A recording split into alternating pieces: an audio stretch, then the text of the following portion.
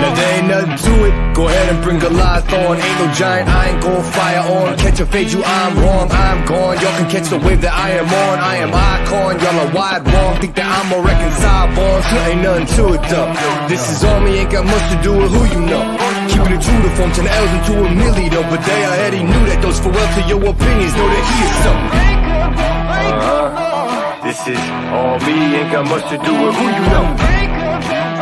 Yeah, keeping it true to form, but they already knew that though. Here we go. I'ma show you who I am unbreakable. I'm a big gun, but still watch me escape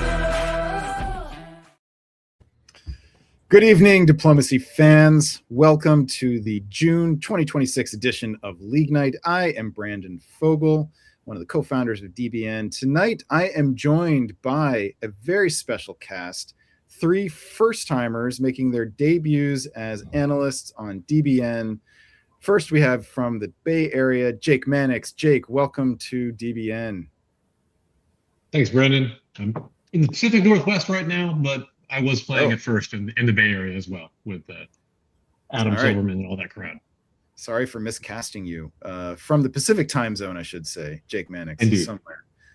From the Mountain time zone, from the wilds of Wait, are you still in Montana? You're not in Montana. Where are you now? Yeah, I'm in Oregon, also in the Pacific Northwest, just south of Portland. Excellent. That person, formerly of Montana, now in Oregon, Craig Mayer. Welcome to DVN, Craig. Am I saying your last name correctly, Mayer, or is it Meyer? Either way is fine. I go with Meyer, but it's fine. Right. I mean, I'm going to defer to your pronunciation. I have known you for almost 10 years now. A decade. It's fine. I've been not caring about it for over half a century, so it's fine. All right. Well, we'll do our best here, Craig Meyer. And from a person whose location I have high confidence in, from Melbourne, Australia, Mr. Peter McNamara, welcome to your first appearance as a regular analyst on DBN. Thank you. Great to be here. Also, Pacific Ocean. Bordering the Pacific Ocean. All right. For those who don't know, Peter McNamara is a 2-time DBN Invitational champion, the only person to have done that. So we're very honored to have you joining us tonight, Peter. We are tonight covering the Virtual Diplomacy League, which for viewers out there who don't know is the premier virtual league being played right now.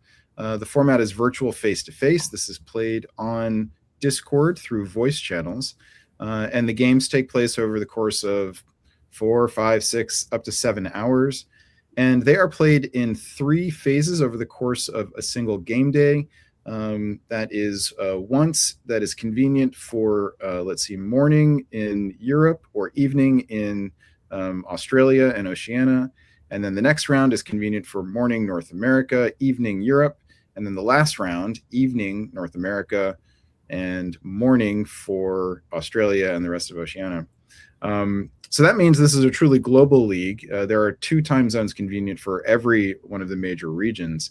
And this is an invention of the pandemic, and it's still going in its 7th season or 6th season. Oh dear. 7th season. Yes. The first one was in 2020. So this is season number 7. All 3 of my guests here have played VDL at one time or another. Craig is the only one who has played so far this season. So we're going to talk briefly about the season, then we're going to jump into some games. Tonight we are only covering the VDL games. Often on this show, League Night, we will cover a featured league, but unfortunately we don't have one tonight. Peter, you're going to tell us how the current season of VDL is going. What do you see so far? We've got a lot of new names so far in this season. Do you have the standings for us, Brandon, or not? Yeah, I'll get it up. Give me a second. Give us the That's overview fine. while you're going at it.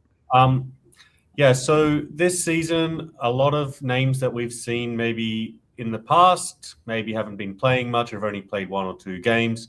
A lot of new players have been coming through, posting up some good scores, improving on what we've seen before.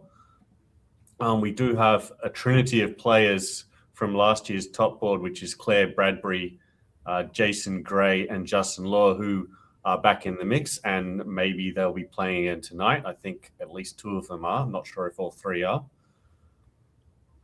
It'll be exciting to see how the new guard goes against this old guard come the pointy end of the season. All right, here are the standings. And here are the standings coming into tonight. There we go. We've got Aurora Adelman in first place. Aurora played quite a few games last season, but this season it looks like she's taken a leap and started playing really well. Some great performances. Then we've got a newer player I'm not familiar with by the name of Wild. Also 4 games. Remember, this is from 3 rounds so far of VDL, so there's not been a lot of games so far. Then we've got, the 3 I mentioned, Claire, Jason, and Justin, who big names from last season, did well last season, all made the top board, I think. Returning, we've got Thomas Orr in 6th of 4 games. We've got Eden in 7th of 4 games, David Seymour in 8th of 3 games, and Baz in 9th of 5 games. These players are all relatively new to us, showing that we've got a lot of good new players coming through the hobby. And at the bottom there, we've got Ben Kelman, who's been around for quite a while, seeing if he can make it back to the big dance at the end of the season. Yeah, so one thing that jumps out really quickly here is just that a lot of the big names from previous seasons haven't been playing yet, or if they are, they're not making it up to this top screen.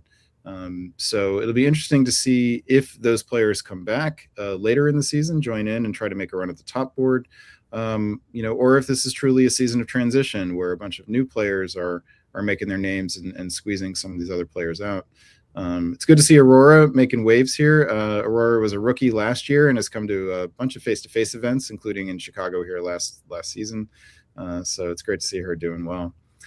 Craig, you have played this season a few games already, and you have played in previous seasons as well. What observations do you have about how this season is going, how it may differ from previous seasons? So last season I played 1 game. It was a transitional year in my life, so I didn't get to play as much. This year I'm playing more, but I played pretty consistently in the prior 4 seasons or 5 seasons. And if you think that the new names that have come in have lowered the level of competition, that would be incorrect. In fact, I think it's quite the opposite of that. In fact, what I've found in playing the games that I've played is that the competition level is quite high. It's quite good competition. Skillful moves, interesting new strategies. I just think it's exciting to play in it. It's playing people that you haven't played before, which is always fun. So, if you think that, I'm going to wait until later in the season when the competition comes up, you shouldn't. You should be playing now because it's really, really good. It's fun and it keeps you on your toes. Have you noticed any sort of stylistic differences, say, in like the kind of willingness to break alliances? Is that sort of, are people more willing to now or less willing to now? I guess to say anything about that? I mean, in my own personal view, which is might be biased, but I'm seeing less willingness to break alliances. I'm finding that a lot of alliances get made. They're really stable, much deeper into the game than I had been used to in the past. So I don't know if it's what's called the meta in the game, where now it's more in fashion to get a really good alliance, see how far you can go, and then when you're getting closer to the conclusion of the game, maybe that's when things get shaken up a little bit. But at least in my experience, that's what I've felt. But we can see what the games show today to see if that is borne out. Yeah, I'm looking forward to taking a look. One of the things that's interesting about league play is that you're going to be playing, if you're engaging, and you're going to be playing for several games over the course of the whole year. And so the idea of managing your board image, that meta consideration is very explicit in a way that isn't so much with tournament play. I think everyone who plays lots of tournaments has an idea that they need to manage their board reputation, but it's sort of a little, it's more vague, it's more general, diffuse in terms of like when that's going to matter.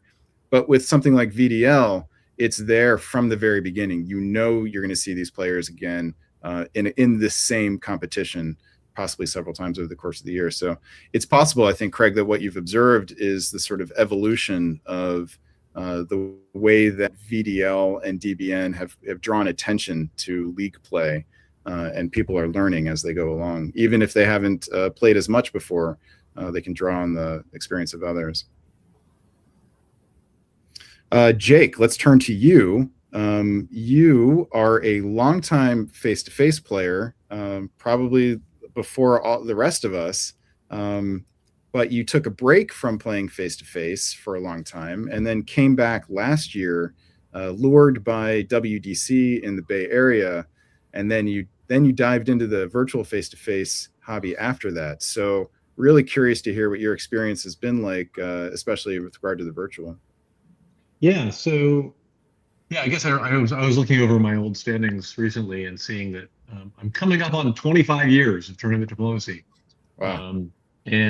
So I started playing a little bit in Seattle, then down in the Bay Area. I was there with Adam Silverman, kind of right when he was starting. We were both grad students.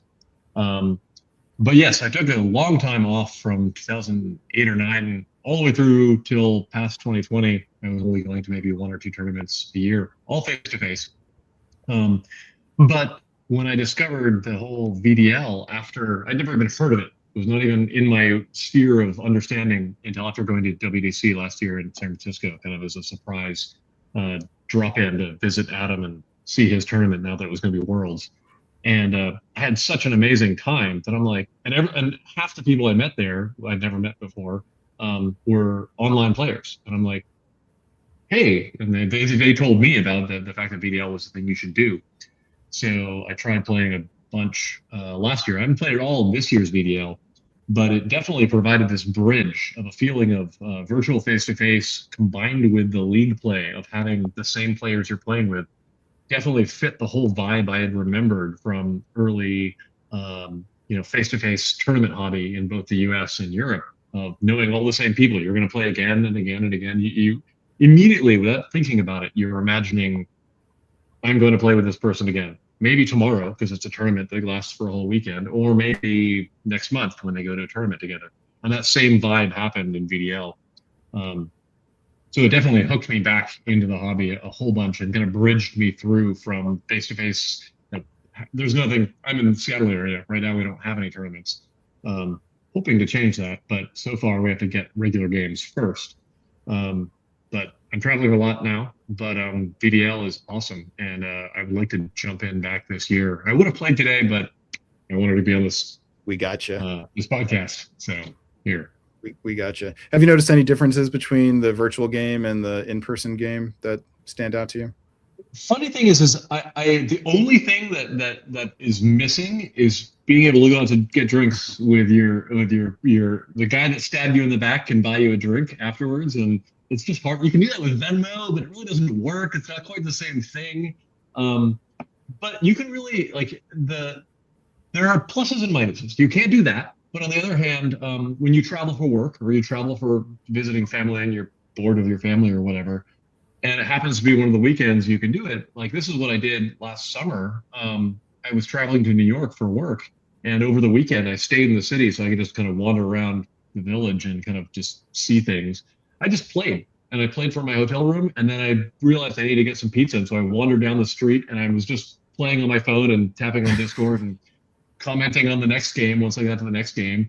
And just playing from the road was like super fun. Like, and it's not something you can do, when it's physical, you got to do that. But it was, I don't know, for me, the vibe is exactly the same. It feels very much, and in fact, that's why I feel like it's a nice flow back and forth in both directions. If you like VDL and you realize that like that's like a fun vibe of like building up a reputation and getting to like reach up higher in the standings, try coming to a tournament and you'll get the same thing. You'll meet the same people. Some of the same people will be at the tournaments, and then you'll see that they're in, and you go to visit places, people will put you up. It'll be great. But I love it. It's great. All right, and Peter, let's come back to you. You've played in basically all the competitions at some point or other.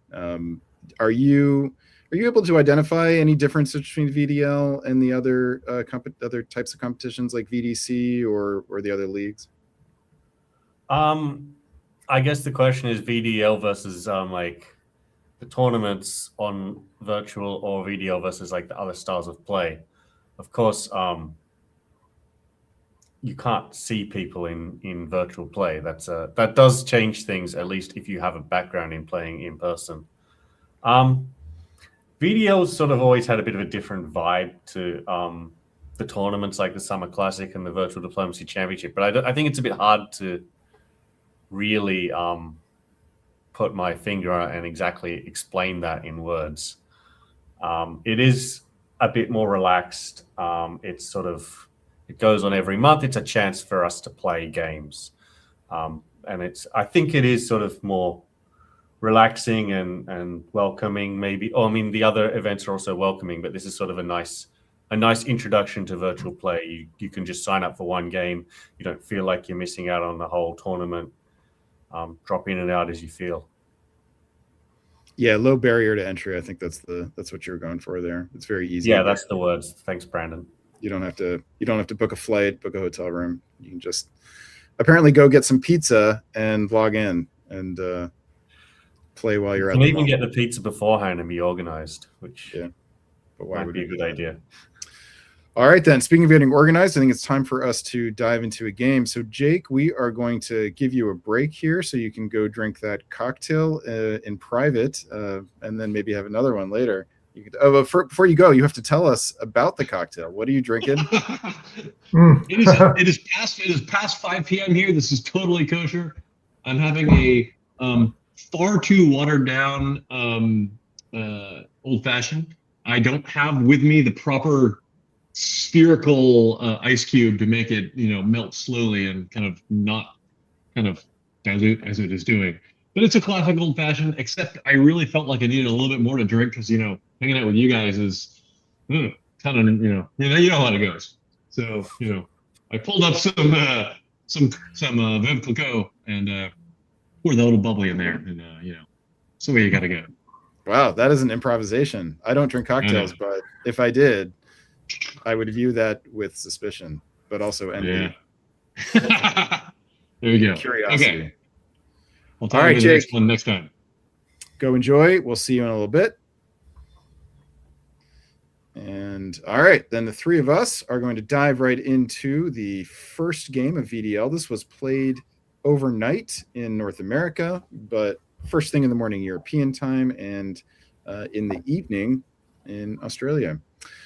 Playing in Austria, this was the 277th game in VDL history, and playing in Austria was Augustus. In England, we have Jason Gray out of Sydney. France, Nastya Stiles. Germany, Dominic Stevens out of Auckland. Italy is Baz. Russia, James. And Turkey, Claire Bradbury, also out of Australia, I should say, in Canberra. All right, Peter, you are probably very well familiar with these players from your neck of the woods. We have the third and fourth place players in the league coming into this game. Let me pull up where they are on the boards. I'm curious if you have any thoughts about how this game might go. Yeah, I'm familiar with the three Australian or New Zealand players quite well because I've played a lot with all three of them right now. They're all good players. And the other ones, I do, of course, recognize Nastya's name, but I don't think I've ever played with her, so I don't quite have a feel for how she plays. I will just point out that I managed to get this little autograph. Oh, wait, hold on. Let's give you the solo. So this is Nastya Stiles. This is from Athens, then I assume. WDC. This was I got this in Athens, yes, at Worlds. Nice. So Nastya has played enough to have a card. Well done, Nastya. All right, let's dive in here. Spring of 1901. Peter, we're going to have you start off on the play-by-play, and Craig will have you offer commentary, and then we'll switch in 1902. So Peter, Here are the 1901 moves. Tell us what stands out to you. Well, there's a lot that stands out because often we see 1901 and we go, oh, this is standard. Fast forward to the next thing. But immediately you look at the English Channel and there's a bounce in the English Channel. So Jason and Nastya, I mean, normally this is not agreed. I mean, it could be agreed, but it doesn't seem very common for this to be agreed, as it's often a bit of a waste of time. So possibly some England-France conflict early on, which will give Dominic a bit of a leg up in the West. In the East, we also have some fun openings. We've got Venice to Tarolia and Rome to Venice by Bass in Italy, which is also not an opening we see a lot from Italy. It is considered an attack on Austria because you can put 2 on Trieste. Augustus has defended in an interesting way. Trieste is held. This is very much out of vogue. Normally, Trieste goes to Albania in the current meta, or even in older style play where Trieste sometimes is defending against Italy. It even goes to Venice, which bounces one of those armies. But Trieste hold has been the choice. So there's a lot of interesting choices around Austria and Italy. It's good to see that we're going to get a different position from what we normally have. And then the Black Sea bounce, we've seen Black Sea bounces before, and Claire has decided that she wants to follow in the footsteps of Andrew Goff and open to Syria, which is supposed to give maximum flexibility for where that army ends up later on. Yeah, there's so much that we could focus on here if we wanted to. Let's start with that move to Syria from Turkey here. I know this is, you referenced Goff. He sort of started this trend, and we've always viewed it as him saying, I'm not a threat. You know, don't worry about me. I'm deliberately handicapping myself and also making clear that you're not going to convoy into Syria. There's no Lepanto possibility here. You just offered that it actually provides some extra flexibility to Turkey. Can you say more about that? What that flexibility is? What the options are? I guess it doesn't go to con is what gives it flexibility.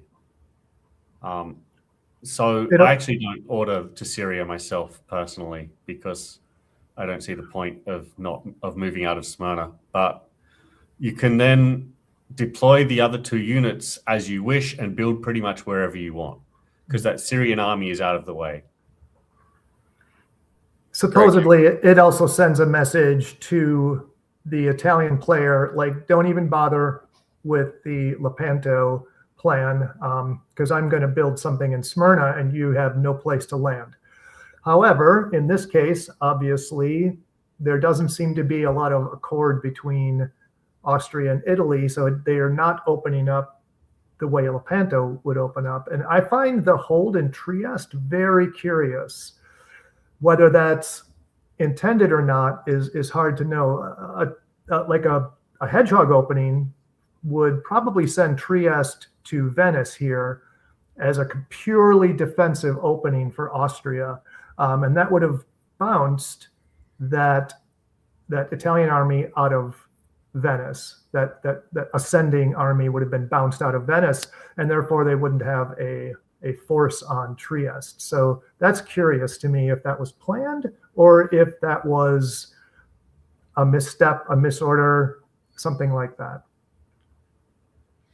Yeah, what if you're Austria and you're in this situation, maybe you didn't expect Italy to do this. What are your options from here, Craig? I think, well, first of all, you have to warm up your diplomacy engine because you're in a little bit of a pickle here. You could reach out to Russia or to Turkey and just be like, you tell me whatever you want. I'm going to defend against Italy. You know, if you want me to work with you, I'll do pretty much whatever you want. Just let me know. You know, I think you have to protect Trieste here and maybe just take your build in Serbia and do your best with it. All right, so it's not great for Austria is your bottom line. Austria has work to do and needs to turn the tide in some way.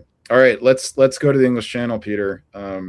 We saw this happen in Regenscon actually a couple times, and on that broadcast we talked about whether this should happen more. Actually, I've heard people argue that it really should happen more, that it maybe should be almost as common as bouncing in the Black Sea for Russia and Turkey. Do you have any thoughts on whether this is particularly bad for both of them, worse for one or the other? Well, it's interesting because I was at Reagan's Con and I don't remember seeing it bounce the channel. But no, I think there is a legitimate argument of thought that both England and France should be ordering to the English Channel more than they currently do. Here, of course, they've both decided to do it, which is interesting. It's one of these cases where I really wish we had a sideline reporter because we don't know. I have seen organized bounces in the channel before. I've been part of them, usually unwillingly, but it happens. Yeah, this looks organized to me. This looks planned because of that Liverpool move to York.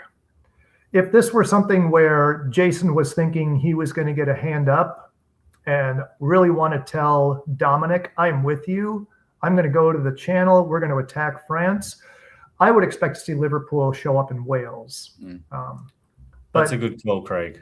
But that's not what we see here. We see York. So York can still be convoyed to Norway. York can be convoyed to Belgium, And I've also seen bounces in the channel result in France supporting that British army into Belgium. I think in Regan's Con, I saw that in one of the games, and foregoing a Norway build. Interesting. I like your point about the possible coordination or lack of coordination with Germany. I think you would also expect Germany to be going for Burgundy here if this is a plan between the two of them. Yeah. So, well, maybe it was a plan between France and Germany. Yeah. So maybe England sniffed this out. Mm-hmm. All right. We've enjoyed that for enough. Let's look into the fall here. And, a big question once you have that bounce in the English Channel is, do you have it again in the fall? And, is this another game of chicken and who wins? The answer is yes, we do have it in the fall. Tell us about it, Peter. All right, so we have a bounce in the channel in the fall. We also have a bounce in Belgium in the fall. So that's just one build for France.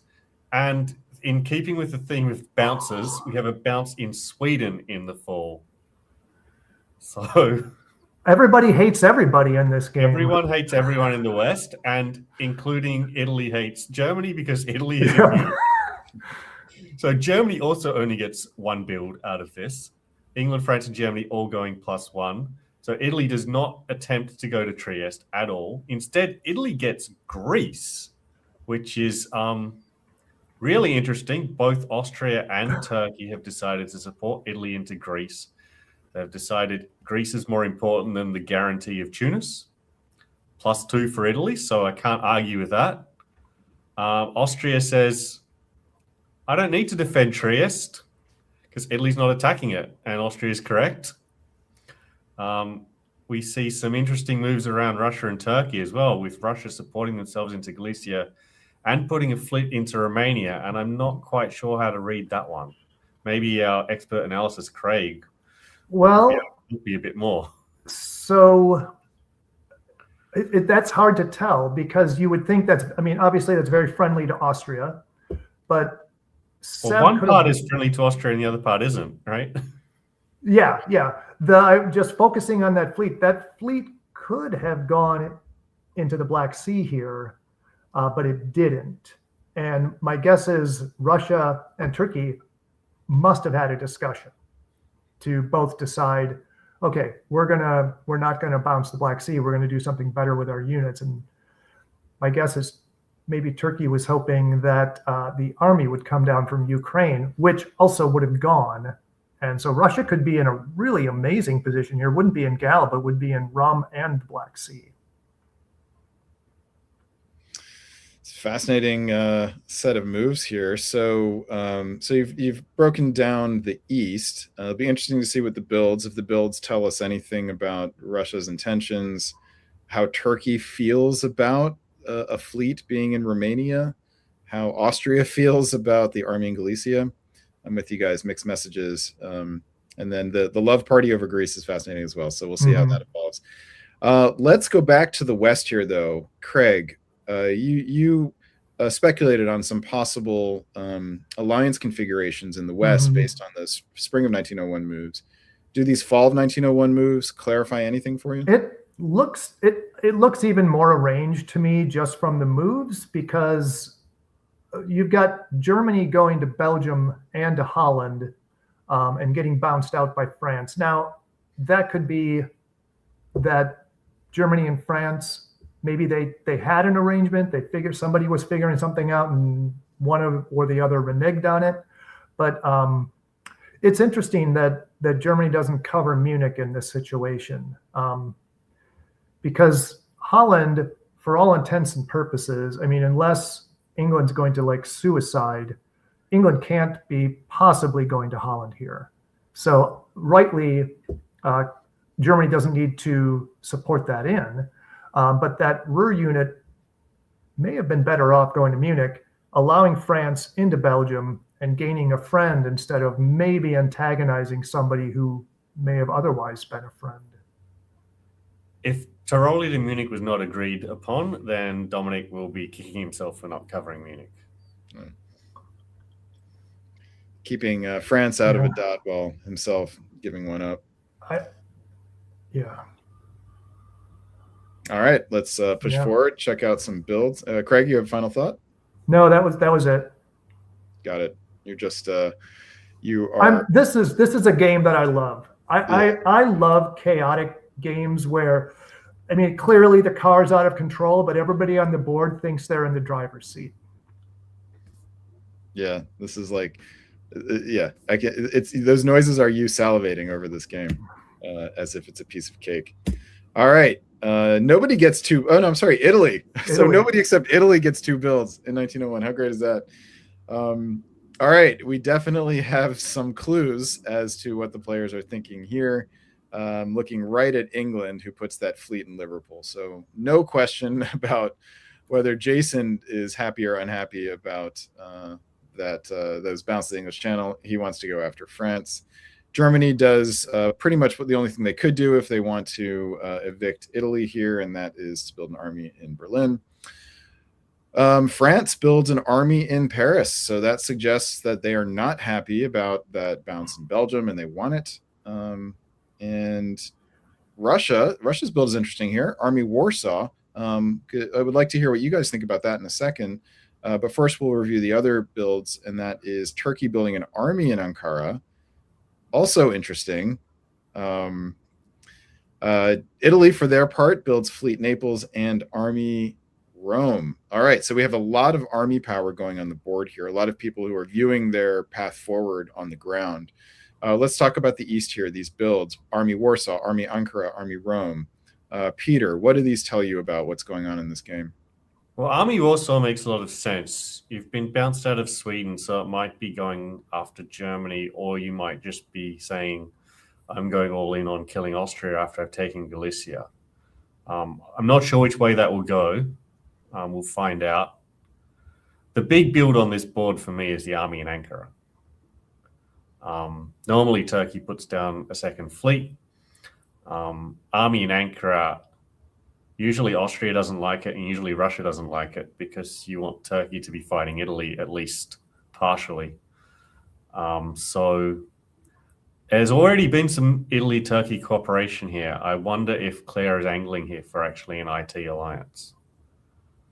And if so, what moves will you expect to see from Claire?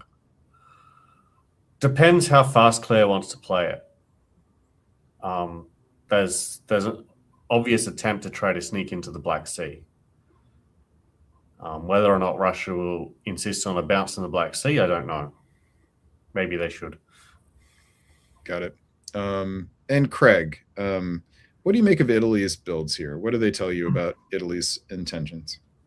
I mean, it looks very IT friendly. You get that army in Rome, and you've got a fleet in Naples. That fleet, my guess, is merely intended to go pick up Tunis. Like, it may come to the Ionian. If it's truly an IT, you should watch for that fleet to go to the Tyrrhenian Sea and then drop into Tunis to be extremely friendly to the Turkish player. And then, I mean, it looks IT-like to me. Otherwise, you may see, I mean, if they were really intending to like patch things up between A and I, not that it needs patching up, but like, let's get back and start working together. I would have expected to see 2 fleets there. All right. I'm excited to see what's going to happen here. You know, Italy had both the support from both Austria and Turkey into Greece, so no clue there as to what they might be wanting here. But are they going to go after Austria? Are they going to try to slip in against Turkey? Let's find out. Spring of 1902. Craig, we go to you to find out what happens. Tell us about it. So we see that the Black Sea is kept open. We've got that fleet going back to Sev, and the Turk brings the fleet to the Aegean, and the Syrian army comes up to Smyrna, not going to Armenia. Then the Italian brings the Greek army up to Albania, which looks like, for all intents and purposes, an attack on Austria, because the Italian is kicked out of Munich by the German as expected. There's no other retreat but to Bohemia. And so, well, you know, I couldn't go anywhere else. I got to go there. And so that puts quite a bit of pressure on the Austrians' Western Front.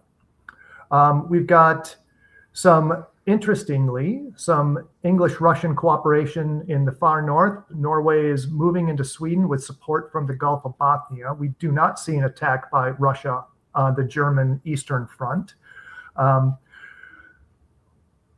England is everyone's friend, except for France, apparently, because England is also supporting Germany into Belgium. England just says, everybody can have the dots. Everybody can have the dots. And then we've got London to the Channel, this time getting in. Liverpool, instead of the Irish, goes up to the North Atlantic.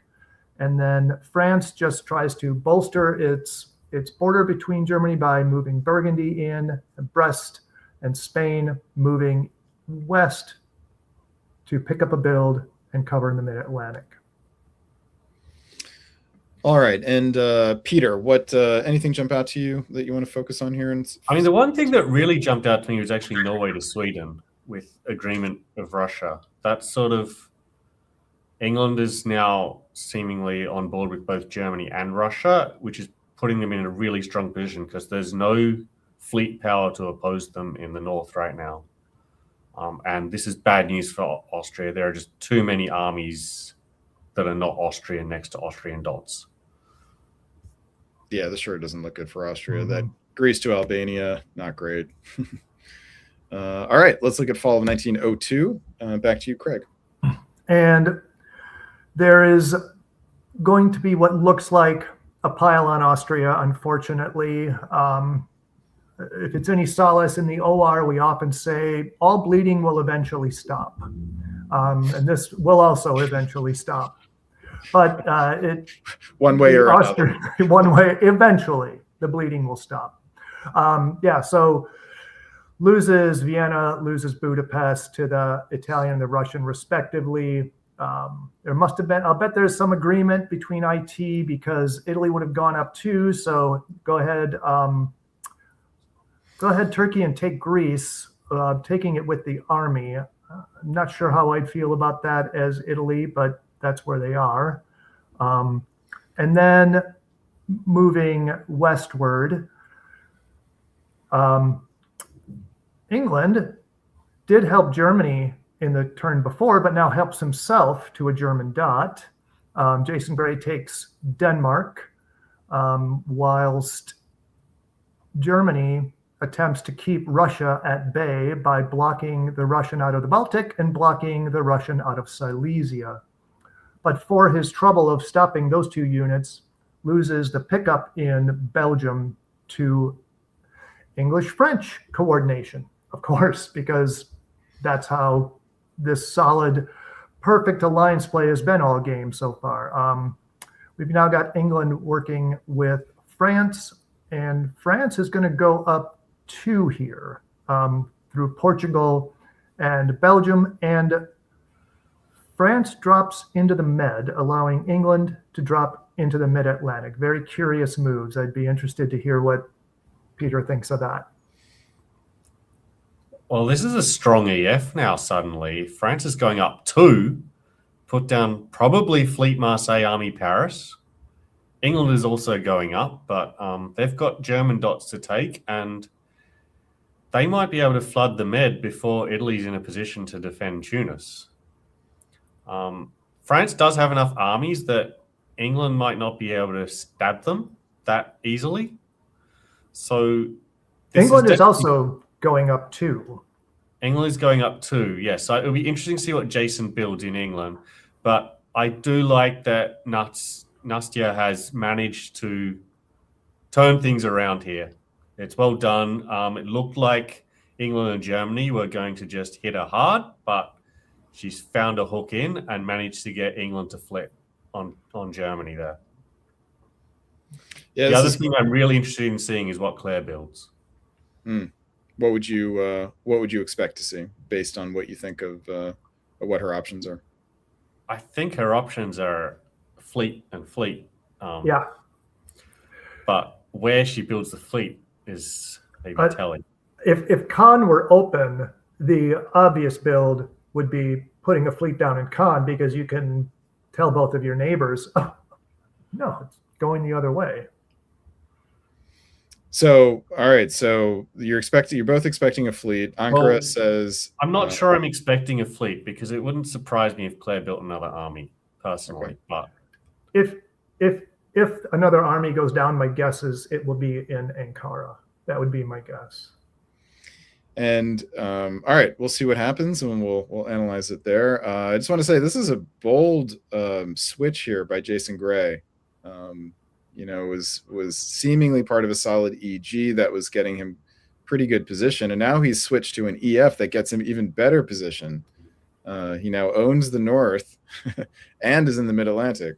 So I'm curious why Dominic felt the need to move to block the Russian advance. It is curious. Yeah, he certainly could have played it safe and had Ruhr support Belgium to hold. Probably wishes he'd done that. So we live, we learn. Winter 1902. Ooh.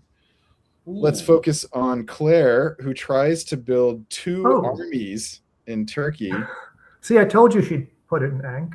Forcing the backstabber AI to choose one, which I believe it uses the complicated theoretical rubric of alphabetical order. She knew what she was doing. I'll accidentally build them in both. I know which one's going to get chosen, and I can go, no, I meant the other one. It really doesn't matter where that army is built. Yeah, it really doesn't. I know. All right. So elsewhere in England, we have Jason Gray putting down 2 fleets pointed east towards Germany, most likely, one would presume. Although with Jason Gray, we can't know for sure. The other big news item here is that we have Nastya putting down 2 armies, so not a fleet. Nastya is not saying that she wants to join in a Mediterranean adventure. So interesting to see where those go. Elsewhere, we have a army from Russia and Moscow, and Augustus pulls the fleet in order to keep that army in Galicia. All right, spring of 1903. Back to you, Peter, for the play-by-play. Spring 1903. I'm trying to work out what's happening with England and France, but it looks like they're still working together. Mid-Atlantic is in the Western Med, so there's no longer anyone in the Mid-Atlantic. So there's some reduced tension there. The West is sort of about position between England and France. Germany is now being supported into Baltic by Russia. So it looks like they've come to some at least temporary agreement now. What's going on between those two, I don't know. The East is still just, sorry, Austria, you're dead. Italy's walked into Trieste. Turkey's walked into Serbia. Those are the last 2 Austrian centers. Can they sneak back into one in the fall? We'll have to see, but it's looking like that will be a tough proposition.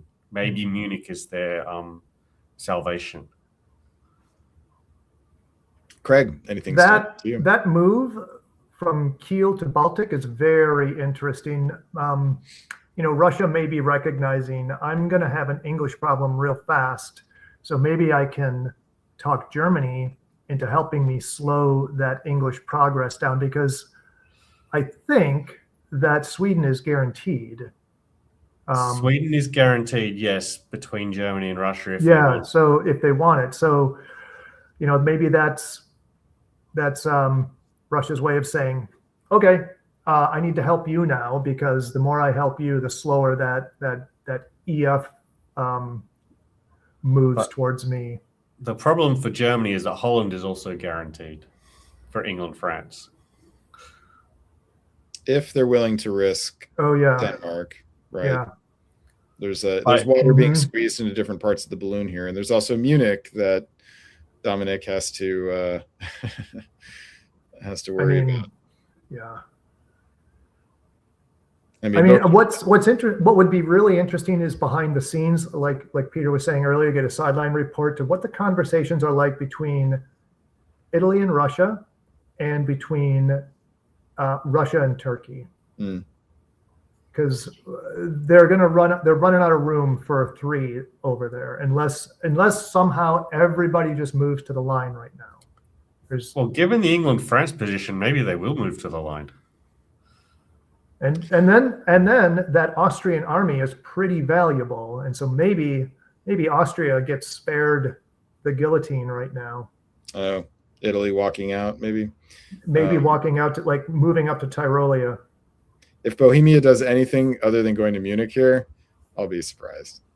And the answer is, don't have to worry about that.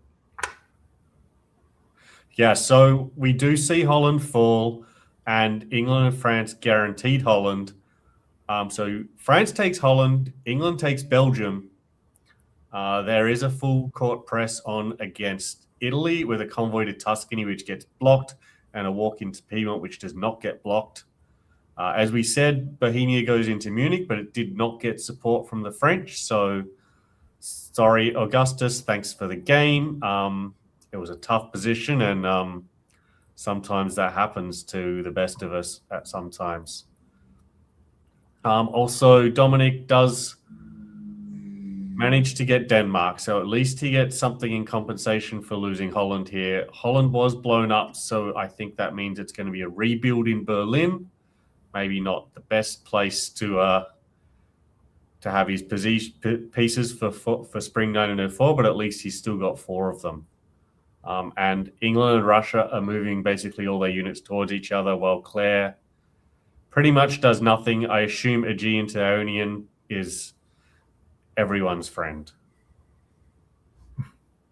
Craig, how do you feel about it looks like Russia and Germany had planned this, because you don't see an unused support. You don't see something that makes it look like that wasn't planned. So I think both of them knew what was going on. I'd be surprised if they hadn't coordinated that. And the other thing, I think those are some pretty good moves by Italy there to block that Tuscany. That's a hard one to see sometimes, and if you don't catch it, you might just be tempted to bounce Piedmont, and it's much better to bounce that Tuscany army, in my opinion. I think the Italian orders are great. Yeah, those are top notch. I'm assuming that bounce in Vienna is agreed to. Yeah, one would have to think with the Bohemian army there, it would make sense. Curious now. Now again, we're going to be in a curious position. What does Turkey build? Let's find out. It might even be a wave. I was going to say, this might be a good time for a Turkish wave. All right. And the answers are a wave from Turkey. Well done, crew. We do have a fleet in Rome, probably not a surprise there, and a fleet in Berlin. Perhaps looking to help out in Sweden or maybe protect Denmark. All right. Let's move forward here. Spring of 1904. Craig, we're going back to you for... All right. So I'm drawn immediately back to the Denmark, Scandinavia area, because Germany is put into Sweden with help from the Russians.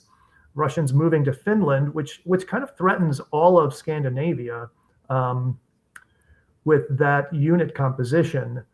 Certainly, the German will hold Sweden. Berlin comes out to Baltic.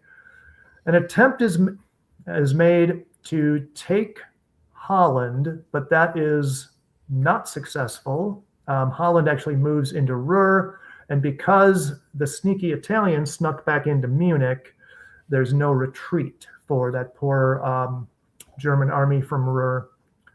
We've got Russia moving up to the line in Silesia, and then my guess is that popped fleet in Romania is completely planned.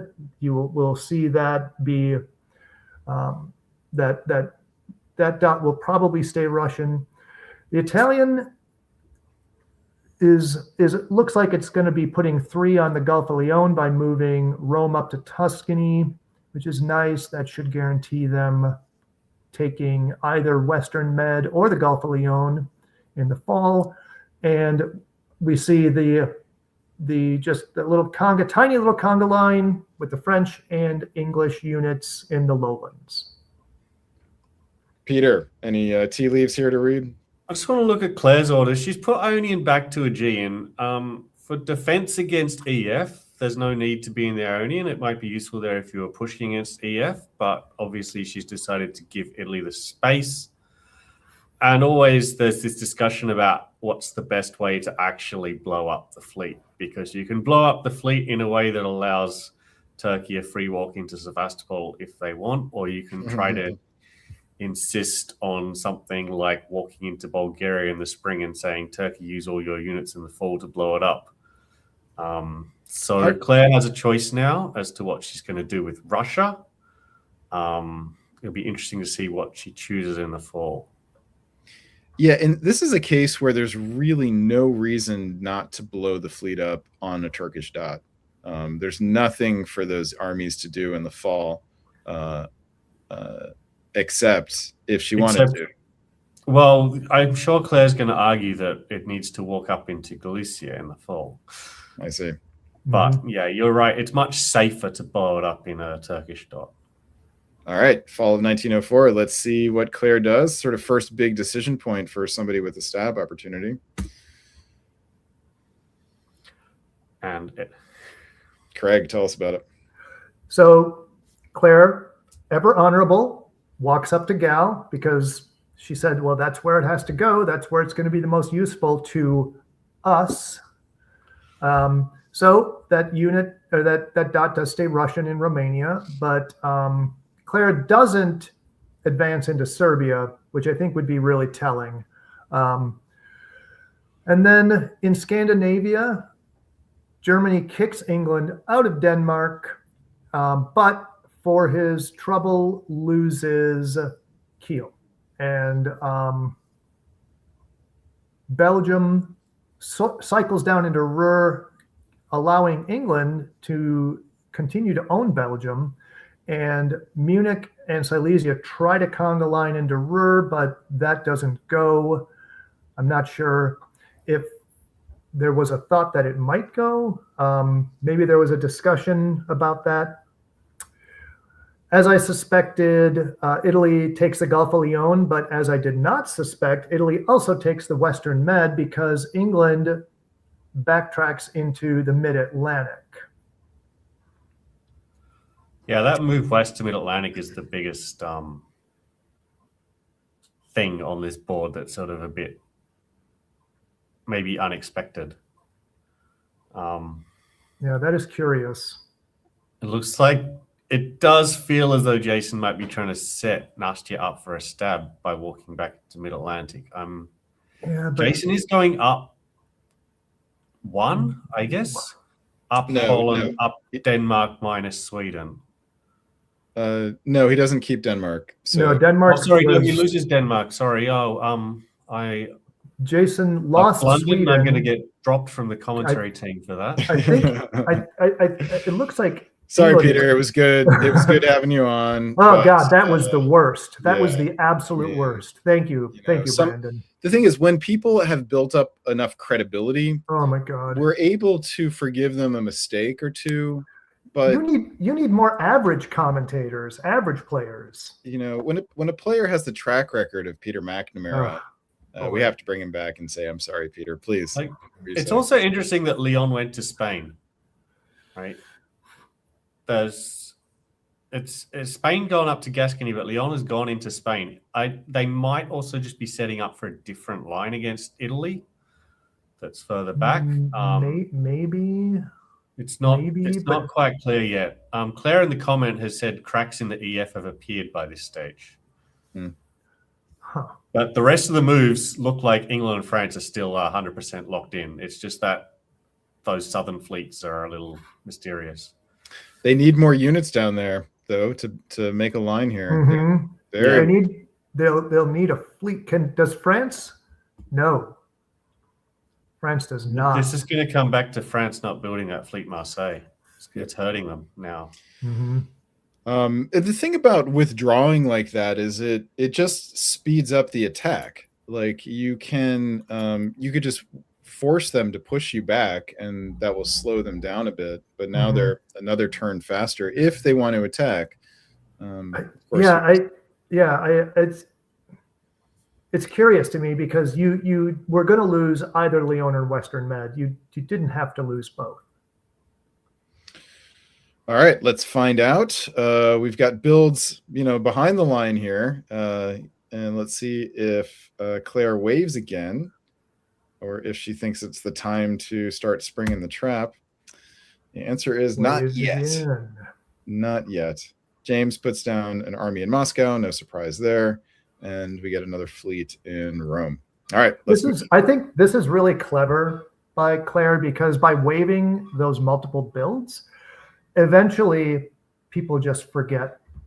Like during the hubbub of the game, you're waiting for this and that, and you just, I'm going to be fine. But then once there's a position where that build is critical, then it comes down and you can be surprised. Oh, that's right.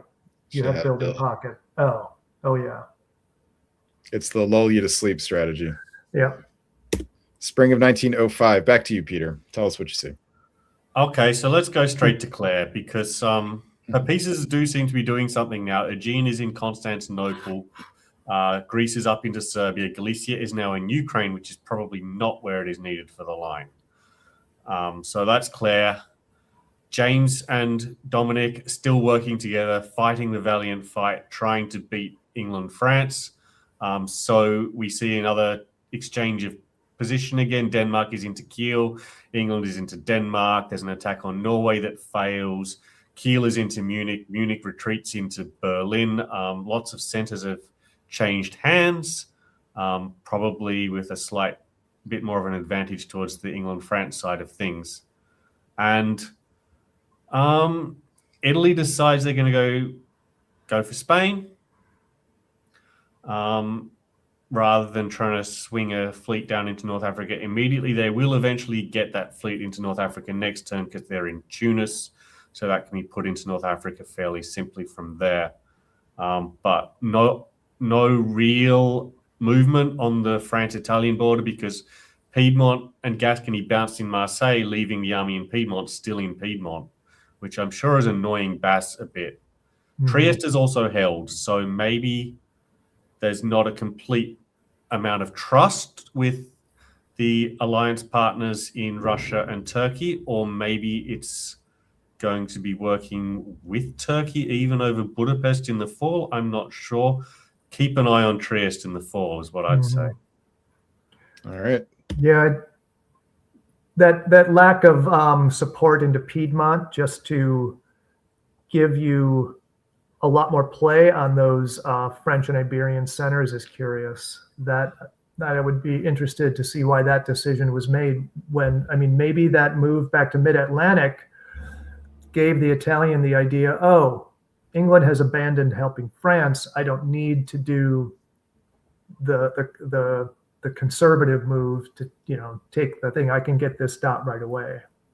Yeah, I wonder if Italy thought that they were just going to get Spain with England doing something different, like Yeah, Portugal. yeah. There's one other thing I didn't mention, which is that Munich and Silesia both looks like they tried to support the other one into Berlin. Yeah, I saw that. Yeah. I guess one of them got there in the end, so it doesn't matter too much. Yep. All right, let's push forward into the fall and see what happens. All eyes on Claire. And there we see Claire has taken Sevastopol, which was not covered because James decided to cover the other dots. She also takes Romania, so that's +2. Italy tries to take Budapest. Claire decides, no, I'm going to take Romania instead. You're going to just try and walk in there and get bounced out of Budapest by Russia. So at least well done to James on bouncing that one out. So that's the big move. That's the biggest move we've seen since Jason decided he was going to work with Nastya over Dominic. Bass is still pushing west with his fleets. But look at what's happened in Belgium. Burgundy's in Belgium. Munich has gone up into Kiel. Does that? No, it doesn't go. Let me just have a look at that. Oh, because Denmark went into Kiel. Denmark went into Kiel with support, so that's Munich a brace. Is in Burgundy. So Kiel is surviving in Kiel. And yeah, Kiel is beleaguered. It's beleaguered. It's both. There's And both a a brace and a beleaguered garrison. Yeah. It's fantastic. Which is awesome. Yeah. And that's only there because Silesia managed to cut Berlin. Yeah. So Berlin was trying to put Munich into Kiel to keep Munich I think Italian. the big winner there is Italy. Italy would have won bigger had Berlin been able to support Munich into Kiel. Yeah. What? Oh, correct. I'm sorry. I think it's good for Nastya. Nastya is going to be +2 or +1. Sorry, +1 with Belgium because, of course, Kiel is already hers. But and then Munich isn't hers. She's taking Kiel. She's taking picks up Berlin. Oh, right, yeah. And Belgium, sorry. Interestingly, James has turned on Dominic and taken Sweden, unless that was an agreed thing to give him some defensive resources against Turkey. But that looks a little strange and hard to read. It feels like a strategic realignment for James, doesn't it? Yeah, it looks like James has decided he needs a dot. And Sweden's where it's available. But James interestingly, Jason didn't support that when he had the capacity to do so. And James moved out of St. Pete. Well, we understand that. That's covering against Claire. Right, but Finland could have moved into St. Pete rather than attack Germany. Yeah, it feels a little unfortunate for James to have tapped Berlin here. You'd think Italy would be somebody that he'd be trying to curry some favor with. Yeah. Could have self-bounced in Warsaw, used St. Petersburg in the north. But I'm with you, Peter, that this feels like a good realignment or a good turn for Nastya. Only goes +1, but still the unit positioning is quite nice, depending on what it is that she wants to do next. Well, I'm not actually sure it's... Thinking about it, there's too many Italian fleets annoying her. So not good. It's a great turn for Claire, though. And That's undeniable. Can't build that fleet where it's really needed in Marseille. All right, so focus on Claire, who made the big move there, went +2, and obviously has room for more. Gets to put down 3 now. Had the 1 in pocket. Gets to put down. I think Claire will build this time. I think Claire will build this time. What would you put down if you were Claire, Craig? I would put down an army in Ankh, a fleet in Khan, and a fleet in Smyrna. 2 fleets and an army. And what would you do next? What would be your strategic goal? Probably I would start moving towards the Med. I mean, look at how far Italy has extended themselves into the far western reaches of the Mediterranean. Might start coming down to see if you can get to those Italian dots before Italy can get back to them, whilst attacking in the Balkans.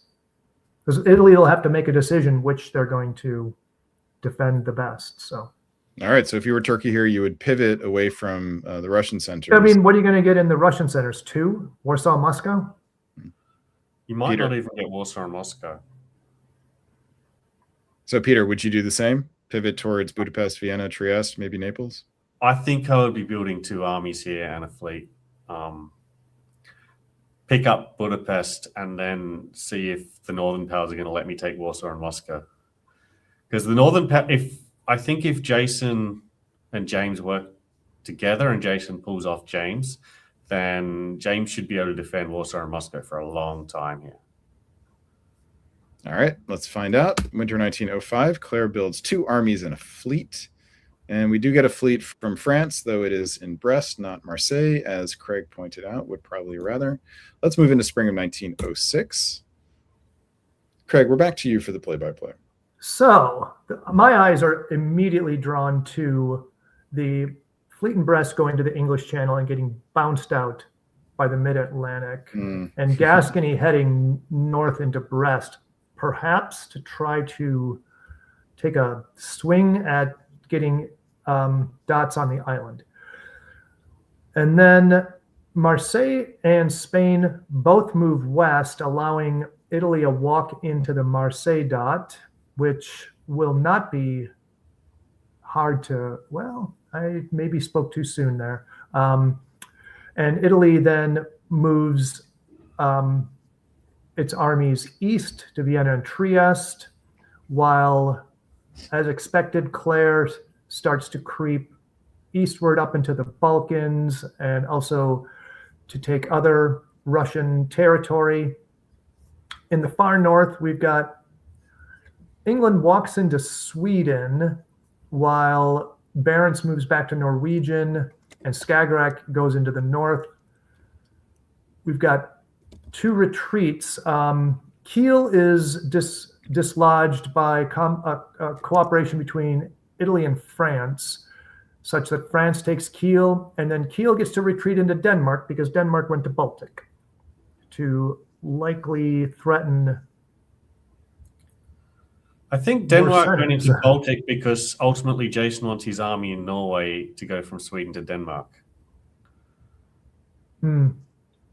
Maybe. Quite a turn here for Jason, right, Peter? Probably not how he envisioned this game going a couple years ago. No, I think Jason is probably wondering where things went wrong and how somehow his relationship with Nastya, which looked so good, seems to have gone bad for him. What is really most interesting to me is Italy and their relationship with both France and Turkey. Obviously, they've got a big Turkey behind them, but they're working with France. I suspect that Marseille is agreed.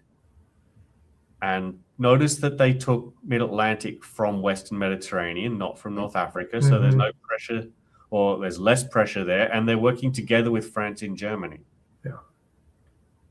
I'm just keeping an eye on that because I'm really interested to see how they're playing. I think they're playing it really interestingly and quite well. They're still doing well. They're still growing. And I want to see where this ends up. And I'm interested to see what happens with their relationship with Russia going forward. All right, let's find out. Claire's made the big move, now has a line of armies apparently arrayed against her. Can she hold on to the dots she has taken? So, looking at, there's a lot of static activity. There's a lot of activity, but it generally doesn't do much. In the east there, we've got some turn of strategic realignment, as Brandon would say. We've got Gal attempting to take Budapest with Vienna support, but that is braced, and so Budapest is essentially a beleaguered garrison there. An attempt for Claire attempted to bring her armies forward up towards the line with Russia, but that doesn't go because of the brace bounce. There's bounce in the Ionian. In Scandinavia, it looks like Sweden walks out of Sweden to keep that Russian, walks into Denmark unsupported because Denmark was doubly supported by England back into Kiel to kick the French out, this is amazing, which required North to cut Holland. That's really good. It's really interesting that now England and Germany are working together against France. France moves up to the Maginot Line by moving Gascony and Spain into Burgundy and Gascony, respectively. But that allows Italy to walk into Spain, which Peter may disagree, but I don't think that's probably arranged or maybe even expected because Marseille doesn't support that move. Yeah, that's weird that Marseille didn't support that move. I just want to leave it at that, really. The things that stand out to me is one is that Trieste supported Vienna. So Baz was a little obviously worried that Russia and Turkey might get the band back together when, as it turned out, if Trieste did something else, Budapest would now be Russian. And Jason has got to be loving this. I think that Dominic has taken Jason supporting to Kiel because Kiel is a better chance for survival for him. That's a dot he can live in for a long time with everyone around him not wanting the other side to have it. But now Jason's position looks a lot more comfortable with the Italian taking Spain and Marseille. Yeah, the EF both have disbands now, which, they seemed ascendant for quite a while. And instead we have the East taking all these dots. Here is winter of 1906. We do have another fleet from Clare in Turkey. We have St. Petersburg, the northern fleet, coming off the board for James. Jason Gray pulls a fleet off. And Italy, Army Venice, Fleet Rome, all seems very plausible. What we do have, the net result of that year, is that Italy and Turkey are tied for the lead at 9 all of a sudden. So whether this was a planned IT or not, the end result does kind of look IT-ish. And that is where the game ends. And it's 1907, so that's very unlikely to be they ran out of game time. No, they've got 4 more years. Yeah. This game ended by draw. Unanimous vote. It's a surprise to you both. Tell me why, Peter. Well, there's a lot more play in this game if people want to play. Like there's so many opportunities that can happen. Italy and Russia could continue to try to work together to grind down Turkey. I don't know what's going to happen between England and France. It looks like no one's in a position to attack England, so Jason could try to work his way back into a position again. I mean, Italy's also looking, in the West, Italy looks like it's got a fair amount of growth potential too. I don't know what Italy's doing diplomatically in the West. Yeah. Like, notice that Nastia removed Gascony. So I wonder that this could have been like hey, what does everybody want for a draw? And Italy and Turkey were like, well, if we can both get on 9, we'll accept the draw. And so then that's why that weird Spanish shift become Italian happened. Yeah, that might be happening. And Claire in the comments says she didn't really foresee Italy getting Spain and Marseille. So Claire believed that she had the board top. But all she's got She says this: if Bas grinds me down, he violates the deal with France. It's clear there's some deal with France, but I don't know what that deal is. Someone needs to probably write an essay to explain that deal and that relationship, which might be very interesting reading for all of us, actually. The net result here is a 9-center tie between Italy, Bas in Italy, and Claire in Turkey. That's good for a score of 68 in Open Tribute, which is not that much. Not a lot. That is just better than a very good survival.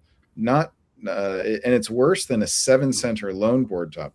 So if one of these players had managed to get to 10 and get 1 center above the rest, they would have gained 32 points. They would have had 100 points right there. It's quite a big incentive to keep this game going, at least as far as the score goes, and go for a lone board top. Maybe less incentive given the metagame consequences of doing that, but from the scoring perspective, it was there. It's hard for me to say congratulations to players who tie and don't go for the win. So I'm going to refrain from doing so. This game ends, and we can move on. That looked like a fun game, especially in the beginning. That pure chaos is just amazing. That like all the different switching, this going this way, going that way. That's a game that's really fun to play in. Yeah, this looked like an interesting game. A lot of people, except maybe with the exception of our poor Austrian player who got obliterated, had some interesting choices that they made at various points in the time and real factors in the game. I'm very happy that I got this one first up. Yeah, and Dominic, through cunning, survives in Kiel. Well done. Yeah, I will say congratulations to Dominic Stevens for surviving in this game, because it did not look like that was likely to happen. All right, that brings to a close game 277, and that means that we're going to welcome back to the broadcast Mr. Jake Mannix. Jake, come back. Come back. I'm right here. Jake Mannix, taking care of business on screen. You got a new cocktail here or a different one? I do. It's the second one. Second one. Yep. Still an old-fashioned? Still an old-fashioned. This time, no extra cognac because, otherwise I'm not going to be able to commentate properly. All right. Well, good. This means we're going to give Craig Mayer a break. Craig, see you in a little bit. Thank you. All right. I'm going to have us pick up the pace a little bit. We enjoyed that game quite a bit. It was interesting. There was lots of interesting stuff to talk about. But if we go at that pace, we're going to be here until 2 a.m. Eastern time. That'll be like vintage DVN. Yeah, pretty much. Back in the day. We are going to take a look at game number 278. And if I can get this to cooperate, I will show you who the players are. We do know who one of the players was, because that was this broadcast's very own Craig Mayer. Ah, that guy. Or Meyer. I don't even know. Game number 278 finds Emily Kramer in Austria, David Seymour in England, Craig Mayer in France. Still in Montana, according to the DBN database. We'll have to update that. Christian Brown coming back, making an appearance from Peoria, Illinois, outside of Chicago. He is playing Germany. Ben Kelman, who recently visited Chicago and played with the Windy City Weasels in Italy. He's currently in Philadelphia. I should also update that. In Russia, we have the number 2 player in the league, Wild. And in Turkey, we have Claire Bradbury playing back-to-back games. So this game took place in the middle of the night, Australia time, I believe. So Claire, burning the midnight oil here. Let's And dive right in. And in Turkey again. Indeed. Claire in Turkey again. Oh, geez. That happens. We do have a system for weighting the possibility of getting different countries in VDL, but you still have a chance of getting the same country more than once. All right, Peter, you were on the odd number years previously, so we're going to give Jake that honor here. And Jake, here are the moves for spring of 1901. Tell us what you see. Unlike last time, we've got, let's see, the West is the most obvious normal moves you'll ever see, except for perhaps the Northern opening. That is less common these days, but nice. Gives you that opening against Russia if you wish. Everybody else is playing super. Marseille hold? Okay, well, that's uncommon. Craig. And given that it's Craig, we have to criticize that, right? Yes. We do. Like Marseille hold, because he's going to go to Spain in the fall and park the fleet in Portugal and be friendly to Italy. Okay, but really, is that necessary? Okay, that's a thing you can do. We have the fist bump in Armenia. You young kids love this fist bump. I just don't understand it. I'm just too old. I'm sorry. I just don't get it. But it's cool these days. Everyone loves it. Every time I see it, I'm like, I'm gonna do that and go to the Black Sea. How about that? Yeah, that's my Turkey response to that. No recognition for future play with me, but I don't know. Budapest and Ukraine, love it. This is good. I like the trust here. This is nice. Wild and Emily saying we don't even need to go to Glacia. Let's just kind of move and roll with this game. Peter, do you wish that Venice had gone to Tuscany here just to make everything as nice as possible in the east? Complete Care Bear East. I don't see Ben doing that. I just love seeing a Moscow to St. Petersburg opening, and I just want to say we should have seen the bounce in Piedmont. Really, that should have been. If you're going to sit there and do nothing, you would bounce in Piedmont. That would have been true. Nice. I did want to say I first saw a fist bump in 2007, Jake, so it's not that new. Ooh. It was probably a mistake or something, then. Nobody would do it on purpose. But it wasn't called the Armenian fist bump then. No, definitely not. So did you actually see an Armenian fist bump? I don't know. I forget what Emmanuel called it. Fall of 1901. Tell us what you see, Jake. Okay, we see the move to the North Sea. I love that. Of course, because when this is on Northern Opening, of course, you're going to bounce that and hope that St. Pete goes to Norway to deny England the build. That's very mean of our Christian. But Russia does not follow through. Russia goes to Finland instead. Meanwhile, parks. This is a nice classic Russia-Turkey park that. Well, it's park the fleet there instead of the army. Interesting. Meanwhile, we set up for Lepanto. We go to the channel. I love it. Awesome. I love this. Craig, going to the channel, finally taking Spain and leaving Portugal, because who needs Portugal? Take that like 2 years from now. No need for it. Okay, so everyone's going after David. This is the everyone go after David move, but Wild is deciding to play it kind of cautiously as opposed to do it like fast and make sure they don't even build no one, because they want to actually get their power out of it as opposed to just give it all to Germany and France. That's reasonable. That's fair. I like it. I would prefer it too. Plus, you can say, "Hey, I'll let you have a build. I could have stopped you, but I didn't." Peter, is Claire's failed self bounce in Armenia? Do you think she was disappointed that turned out to be invalid? I think she should be in Syria, and I mean, I don't know. She needs to learn that Bulgaria is not next to Armenia. Let's talk briefly about Craig's decision to take English Channel rather than Portugal. Is the channel worth more than Portugal here to you? Sometimes you see it go to the Irish instead, so that the new fleet can go to the channel. With Belgium, you get that Belgium you can convoy over. You can but for the channel means you can convoy and you can support into the North Sea immediately. True. So there's a few things that are options for Craig in spring of 02. In any case, it is aggressive on Craig's part, and it signals an intent to get position and do something in the north. And we might see a fleet Liverpool in response. Let's find out. So. Lots of +2 builds here, none from Italy, totally different game. All right, we do get a lot more fleets all around the board here. Brest, London, Kiel, Naples, Smyrna, North Coast St. Petersburg. Declarations of intent all across the board.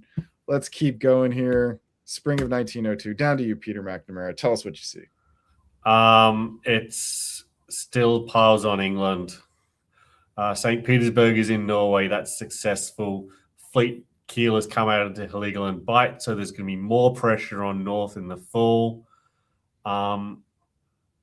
Okay, so North went to the Channel and London supported Norway into North, which was their way of defending the North Sea. Turns out North Sea wasn't even attacked, but because Craig decided to support Belgium, but I don't think it really affects things strategically. No one's in Burgundy. So that's the West. It seems like it's everyone kills England. The East is a rat. Russia, Austria, and Turkey are all working together. We've got the fleet in Romania just giving them some stability and freedom for Austria and Turkey to go after Italy. So there's a supported attack in Tyrolia. Ben sort of sniffs this out, sees it coming partially, and convoys back to Apulia for some defense. But if it really is Austria, Turkey all working together, Ionian's about to fall. All right, Craig, any thoughts before we turn to the fall?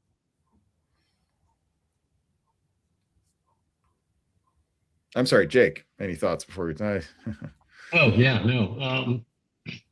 This is a tough spot for Ben here. He's really got to be putting the diplomatic discussions on because tactically he's just toast. So you've got to find some way to pull a wintergreen out of this or pull something because this is a tough spot to be in as Italy.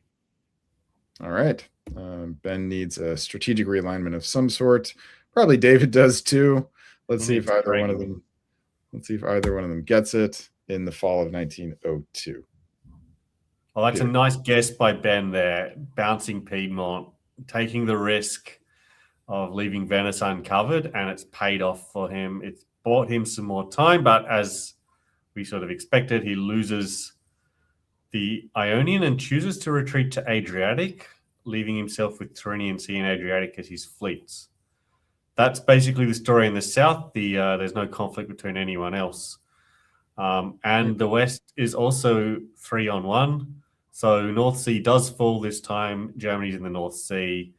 Craig in France decides, yes, you probably should pick up Portugal, and does with the army while taking up beautiful position in the Irish Sea. So we've got these two triple alliances going right now. I love Claire pushing Austria into the Ionian as opposed to taking it herself.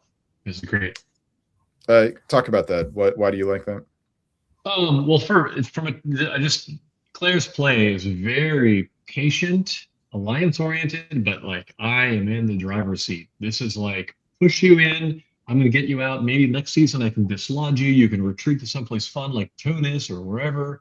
It's push you forward. And I'm going to sit back here and wave builds if I have to. It's totally fine. Same as we saw in the last game. This is very, very solid, patient play. The right way to play Turkey. And Peter, this retreat to Skagerrak rather than to a defensive position on the island, what do you make of that? I expect it's going to come off the board at the end of the year. To be honest, I'm not really sure what it's doing there, because I think most people would have just put it in Eddie and then thought about what they're going to remove. Yep. All right, let's find out. Maybe Wales will come off the board and we'll get some excitement going forward, and we do. The pirate island. Yeah. You know, when you're in David's position, sometimes you just want to pick somebody to punish. And another North Coast fleet of St. Pete. I love it.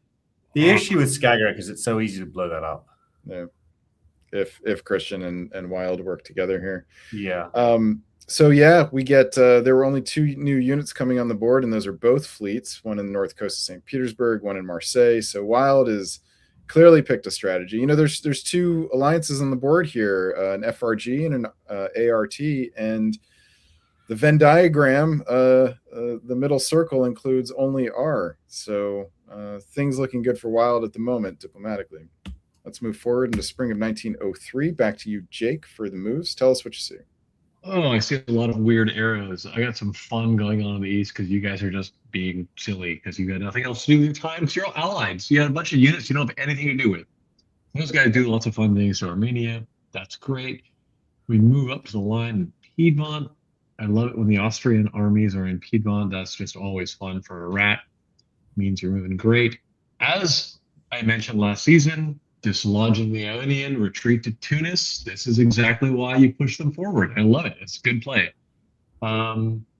Meanwhile, in the West, lots of crazy things happened. We convoyed across to London. London covered Yorkshire, so you just walked right in. Liverpool was taken for fun because there was nothing you can do about it because you disbanded Wales. Skagerrak destroyed. As discussed, that's what happens when you're at Skagerrak. You just get destroyed. Barents comes out. What happened to Norway? The attack happened, but was not strong enough, and there was destruction that happened there. Yep. Munich tries to bounce. Tyrolia just keeps it open. Is that right? Or no? Vienna actually gets in because it was supported. So No, that Vienna doesn't get in because it was cut. Oh, it didn't get in. No, because Adriatic tapped Trieste. Got it. So Munich is trying to slow down the Congo line. Slows down my season. Meanwhile, I don't know. Interesting the Christian and Wild, there's Warsaw not moving up to the line. Munich kind of keeping that line open down there. They are staying friendly. Yep, feels like the FRG holds. Let's move forward here into the fall. Don't forget the forward retreat to Tunis there, though. Yeah, this is, you got to like these tactics, Peter, right? Yeah, you see the consequences of that retreat of Ben's to the Adriatic here, rather than to something that can protect those southern centers. But he did have to kind of pick his poison. This is a set of moves that guarantees that the AT moves forward. No, there's no guarantee that the AT moves or forward. AT. It's not an AT. It's a rat. What, Peter? You don't find this guaranteed here? It's not guaranteed that they move forward because Ben could have beleaguered the Ionian. With Adriatic. Very well done. Wow. Would you have ordered that? I can't say that after having seen the moves. Very good, man. All right, fall of 1903. If I can get this to work right. Jake, back to you. Okay, so we are pushing further up to the line. Tyrolia is successful. Who's supporting who in there? It finally makes it in with a bunch of supports. Wait, Italy supports? No, it's yeah, it is. It gets in, right? Yeah, Vienna makes it in with enough support. Yep. 3 on 2. Yep. Meanwhile, we take the Tyrrhenian as well. Beautiful. See, this is a nice rat movement going forward. Tyrrhenian goes back to Naples. Under pressure there. Meanwhile, further important bounces in Armenia. Very clear. Important. Norwegian Sea sneaks out. I love it. Wild moving forward. Totally slowly advancing. Very solid. Russian with 4 northern fleets. This is just, beautiful. I love it. 4 northern fleets with Russia and Turkey in the Tyrrhenian Sea. That's a nice rat. Worth it. All right, let's look at this board position here, Peter. Tell me who you would most want to be on this board right now. Probably Wild in Russia because it seems like everyone wants to work with you except for England, who can't really do anything. Sorry, David, but that's not really a strong position right now. I can't hurt you. So you've got more options, I think, than anyone else. So I'd like to be Russia. What is the best option for Wild from here? Jake, do you have a thought? Diplomatically. Diplomatically, just keep rolling. Like right now, like it looked like as much as France is technically topping the board shared, it's just a rough position. Like Craig is in a tight spot here. Like I just see this is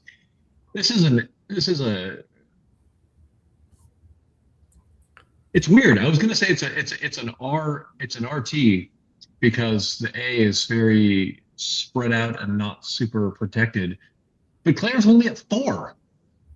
How can I call this an RT? Like this is a huge Russia.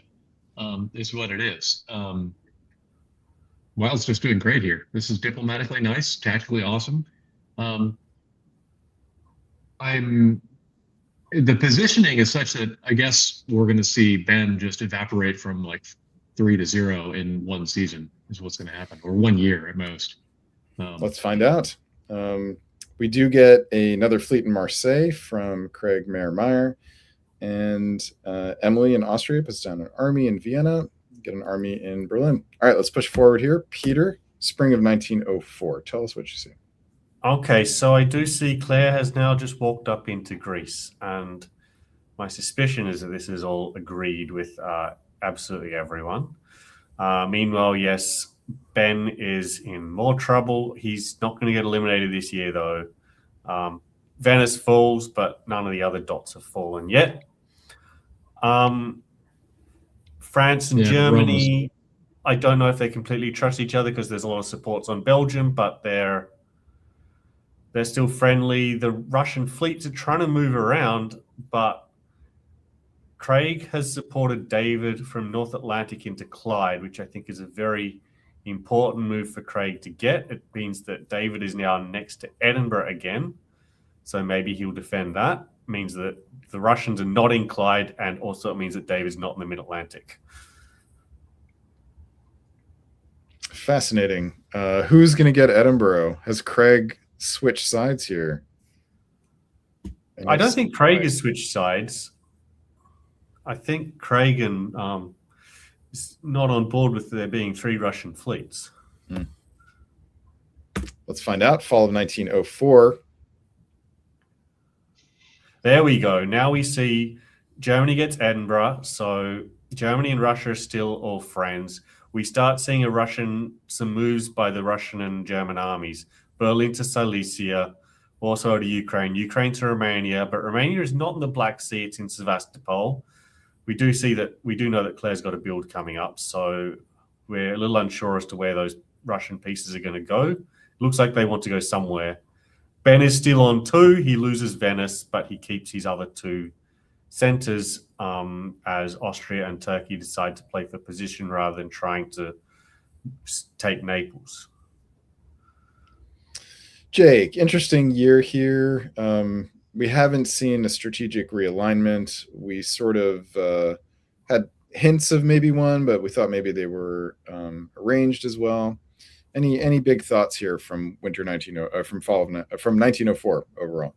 No, this is all tactics here. This is the alignments. The alliances are all stable, and it's just a question of who has the right level of patience. And right now, the East has got a lot of patience, but the West is actually stuck together in a way that is holding on barely. Can you roll back and show me what Kiel did? Supported Denmark. So Kiel had snuck back from Holland. Prior to that, Denmark was susceptible to an attack from Russia. I had a choice to support Denmark or cover Holland, and it supported Denmark. Yep. So possible signs of distrust. They're friends. They're friends, but just who we're defending against in case there's a breach of the peace. All right, decision point here for Claire Bradbury. What does she put down? Does she wave? Oh. She does not. No. She puts down Fleet Con. That's the right build. Possibly. We say goodbye to David. Thank you for playing. Say goodbye to David. We get another army in Berlin. So will we get arranged bounces in black, or will we have something more interesting? Decision points now, though, for both alliances. England is dead. Italy is almost. What happens in spring of 1905? Back to you, Jake. Okay, so we go into the Black Sea. Claire moving the Black Sea and taking Serbia, while Trieste and Serbia cover north. Are they moving north on purpose? Is this arranged? That's all arranged. Meanwhile, we see it's all arranged. So it's like you've got Serbia because you're going to take Romania in the fall. Yes. That looks reasonable. Wow. Okay. So this is AT, and we are cutting back on wild, or at least bringing you back bringing your back close to the size, because we're a little too spread out. Meanwhile, Craig is still like a tight spot, but hanging on and very solid, moving up into Clyde just to cover, and everything's stable in the west. We see Christian moving back. Christian is like, wild's fine, we're all good. I'm moving fully back just in case I need to jump on Craig because I don't trust him. Everything doesn't look stable in the West. It looks to me like Christian and Wild are attacked. Christian wants to attack France with Wild support, but Wild is not on board with this. Yep. So what's going to happen in the fall? And notice that Emily is in both Italian dots. Yep. So big questions here. Is this now an AT about to try to squeeze out Russia? And are F and G going to get back on the same page? Yeah. Fall of 1905. Tell us what you see, Jake. So FNG are definitely fighting, that's for sure. What is Wild doing here? Wild is taking Edinburgh and holding position. So other than, capitalizing on the fighting, not really joining in, not helping anything to do with Belgium in either direction, just making sure you take your own build yourself. So you stay a Eastern power and let them fight it out, which they try to do. That's going to be tight. That's going to be really rough for the whole West, in fact. Like they're both like fighting now is just asking for dying. Meanwhile, Vienna goes to Bohemia to join in on the fun in the West. But Venice stays there because you've got the Puglia still there. Yeah, you got one more season you got to hang out. I think that Craig probably doesn't want to fight Christian, but also doesn't trust Christian. Oh, because Christian's fighting him. Yeah, Christian, even though Russia came in behind him, still prosecutes the attack on France. So we'll see what Christian chooses to Craig is stand. probably trying to convince him, this is just a bad idea. Why are you doing this? I'll defend, but just stop. This is going to cause us both no end of nightmares. So this is quite a big turn for Claire Bradbury in Turkey, something I think we've now gotten used to in 2 out of 2 VDL games. Picks up Romania, also picks up Tunis, which I think is probably designed to move the AT forward. Emily Kramer in Austria still getting a build thanks to picking up 2, only losing 1. So winter 1905, here's how things stand. Wild is putting down 2, actually is just +1 on the dot count, but has a rebuild from the fleet being blown up in Romania. It's a really interesting moment in this game here. Claire has made a big move, which she's good at. And there'll be a question here. Can she get more out of Russia or does she turn on Austria? Here are the builds. We have 2 armies from Russia. We have a fleet and an army from Claire. So no waves here. Claire definitely has intentions. And let's push forward here. Spring of 1906. Back to you, Peter. Tell us what you see. Okay, what do we see here? Claire is moving up into Armenia.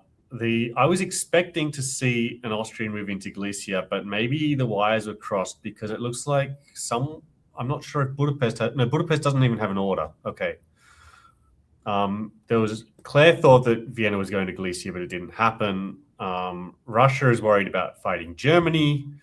It looks like Craig is positioning to take London now that what did Bohemia order? Bohemia ordered Galicia to Silesia. Bohemia supported Warsaw to Silesia. Warsaw to Silesia. So Emily understood that there was German and Russian fighting and decided that they were going to help join in on the Russian side, it looks like. But it's still an AT. They're making progress in the Western Med. They have made some progress in Armenia, but not in Galicia. And it looks like Christian is in trouble and maybe friendless right now. Claire is saying in the chat, Rat got back together. Rat may have gotten back together in the chat. From the moves, it looks like AR got back together, and I'm not clear what. Yeah, that Armenian move is a very intriguing. You can slingshot it if you want, but still. Oh yeah, Claire has to move to Galicia and then convoy to Romania, right? Exactly. See, it can happen. Fall of 1906. Nope. Yeah, that's not what I would call a rat. Because Sevastopol falls, but it does fall to a fleet, which is interesting. And it's also interesting that Wild chose not to defend against the triple attack on Sevastopol. But Austria and Turkey still working together against France. They make progress into the Lyon. So now they're in Lyon and Western Mediterranean. Christian loses Holland to French-Russian cooperation. Craig is now going to be +2. He takes Holland and London. While Christian rebuild Northern Fleet. Rebuild Northern Fleet. And Munich. So he's still on 3. There's no Austrian attack on Munich, which is the one that maybe surprised me. Austria is going for position against Russia. but does not get a build. Yeah, I'm with you. It's surprising. The move to Galicia combined with not taking Munich. So if this is a rat, I'm not sure how you spell rat without R, but they're doing that. Well, the 3 Russian Northern fleets are still there. All right, winter 1906. We get Livonia coming off the board. So Wild is game. Wild is game for an R-less ART. An R-less rat. We do have an army in Ankara, which is fun, and that's quickly becoming Claire's signature move. Craig Meyer puts down Army Paris, Fleet Marseille. Let's keep on going here. We've got spring of 1907. To you, Jake. Okay, I'm just fascinated by the Eastern moves. What is going on here? We are just doing a bunch of fun. It's nothing going attack at all. We're kind of bouncing. We're supporting ourselves. Nothing's happening. Galicia moves over to Bohemia. Bohemia moves over to Rolia. We're like, we were going toward you, but now we're going in. Like, it's just keeping you on your toes. While you're too good at this game. I love it. The rat is back alive again. Rats could never die. This is going to be like an advertisement for the New York Diplo Rats and their upcoming tournament. It is the rat never dies. Beautiful. I love it. Meanwhile, Tuscany, what happens there? We get dislodged in Leon. Piedmont makes it into Tuscany. It's a big shuffle because of so fleets make it out, but now we have an army sitting. I think that's a win for Craig. Yeah, I think so. Craig is in a good spot here with MAO, Spain, and Leon and Marseille. Very nice. Yeah, he needs to get one more fleet over to protect Mid-Atlantic, but Leon can't be taken here. So he might just pull back into Portugal and Spain. Yeah, and he's got London. Well, he's got to worry about that northern stuff, but so far he's playing friendly-ish over there. I'm going to take host's punning license here and call this the Rat-a-tat-tat Alliance. Started out with R and mostly AT after that. Fall of 1907. You can groan in the comments. I welcome it. Jake, tell us about it.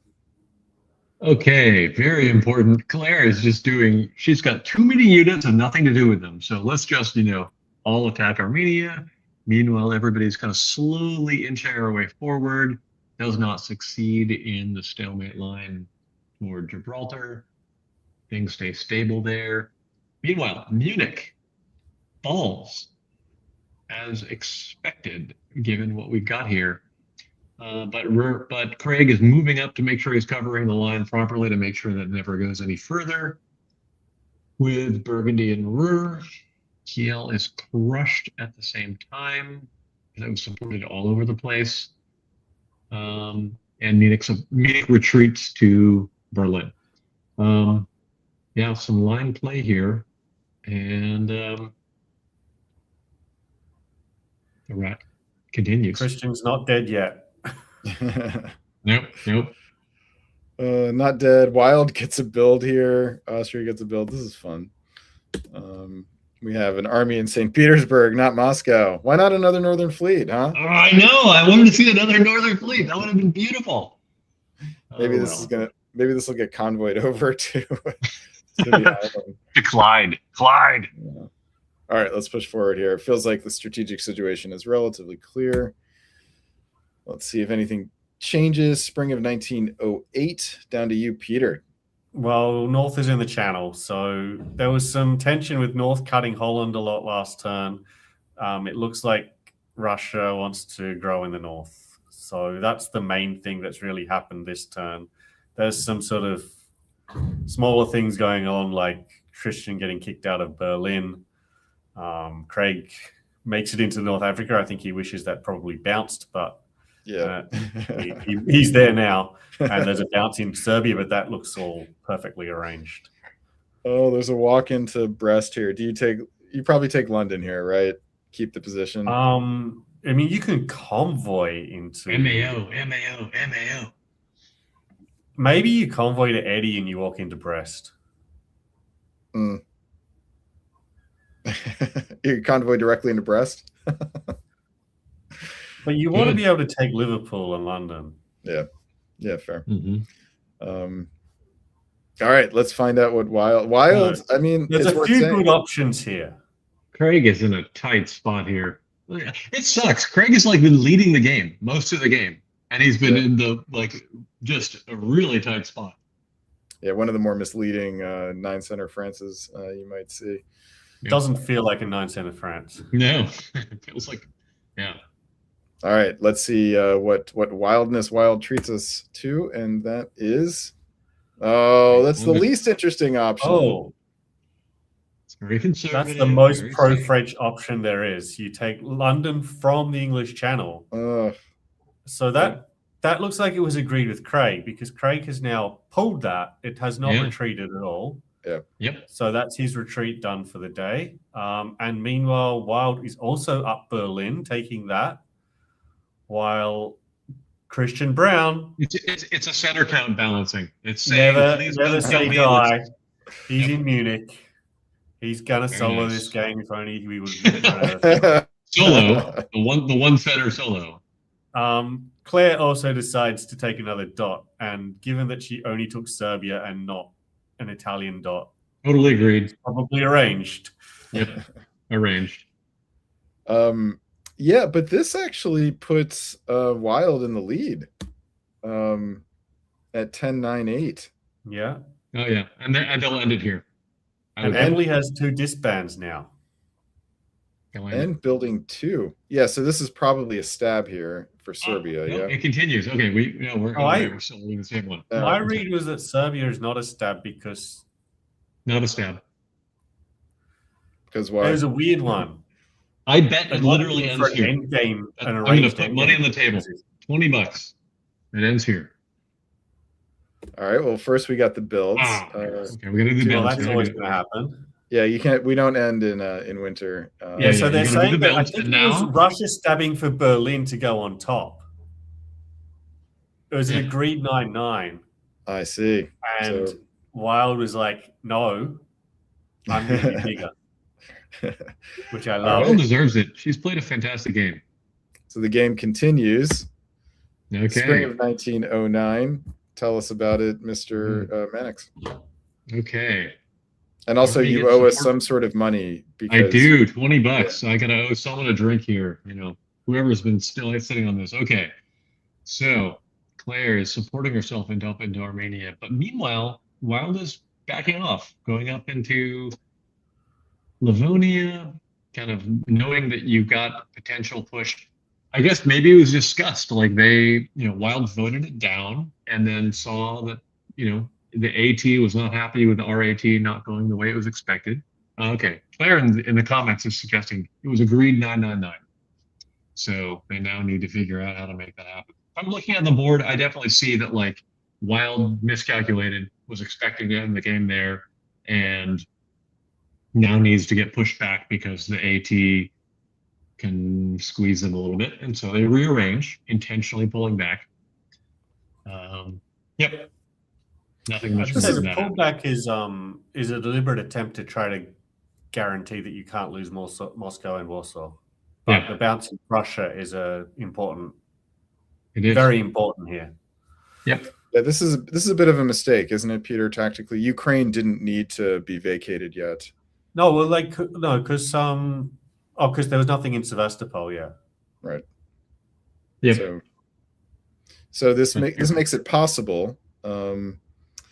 There's a guess now. That's right. Over between Moscow and Warsaw. So wait. Why can't St. Pete support Moscow? Livonia supports Warsaw. What are you going to do here? Peter, you want to explain? Well, Silesia. There are 3 Austrian armies next to Warsaw. That's the issue with that. You can guarantee to defend Warsaw by having Livonia support Warsaw and Moscow cut Ukraine and Berlin cut Silesia. But then Moscow is vulnerable. Yep. Yeah, I was missing Silesia. That's the Turkish army in Trieste is fun.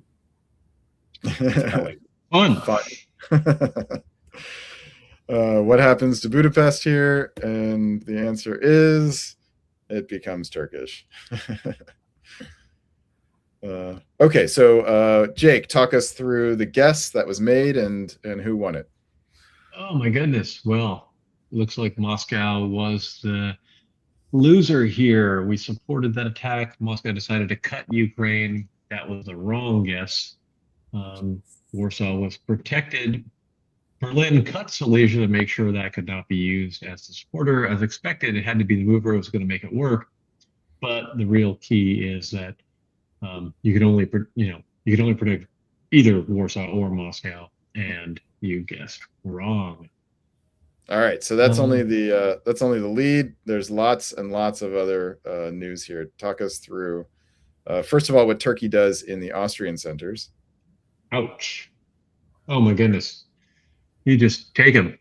You could take Budapest. You could have taken Trieste. You already had it. You went for Venice just to make sure that you could get ahead of it. This is all they're arranged. Claire in the comments is saying this is arranged. I'm like, what do you say? You're arranging taking all your dots? Claire gets to just win the whole game. This is amazing. It's arranged that Claire just is a massive board top is what happens. I love it. I would love to arrange this kind of ending. This would be beautiful.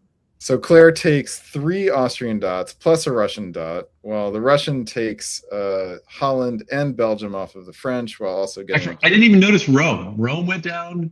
Venice went down. Budapest went down. Moscow went down. This is just amazing.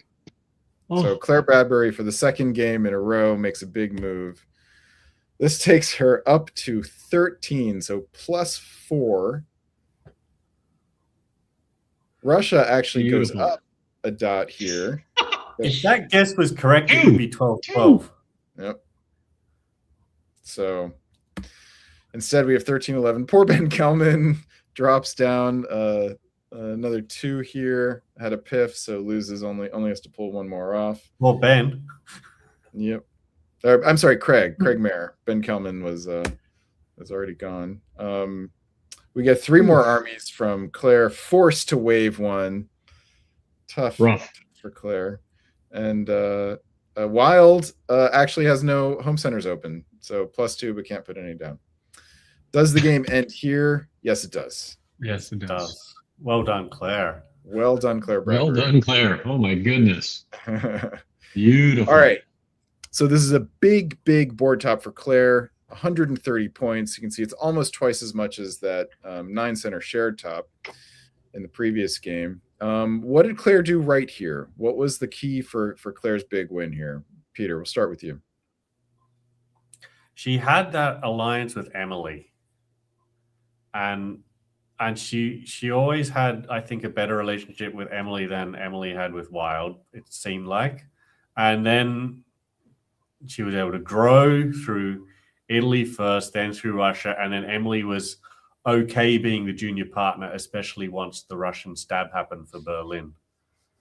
I think I'm reading the comments as well, so I can see that they're talking about how that Russian stab of Berlin really destabilized things in favor of Claire topping the board by a big margin. And Jake, what do you see as the key? Well, really, RAT, where you can actually make progress and give lots of northern fleets to Russia, is Turkey's game, right? Like Turkey, if you just play patient and be friendly with everybody and wait to move and keep going, like who's going to do anything? Like everyone's moving against the line, and you're just sitting back there patiently, being like, wave, whatever you need, I'll build whatever you need. Eventually, you can just do it. And Claire plays very patiently, and then eventually takes what is her due, which she did. So stab of Russia apparently gets all of these Austrian centers without, through negotiation, without having to stab. Here's a question for you: did Claire leave dots on the table, knowing that open tribute rewards board tops as they get bigger?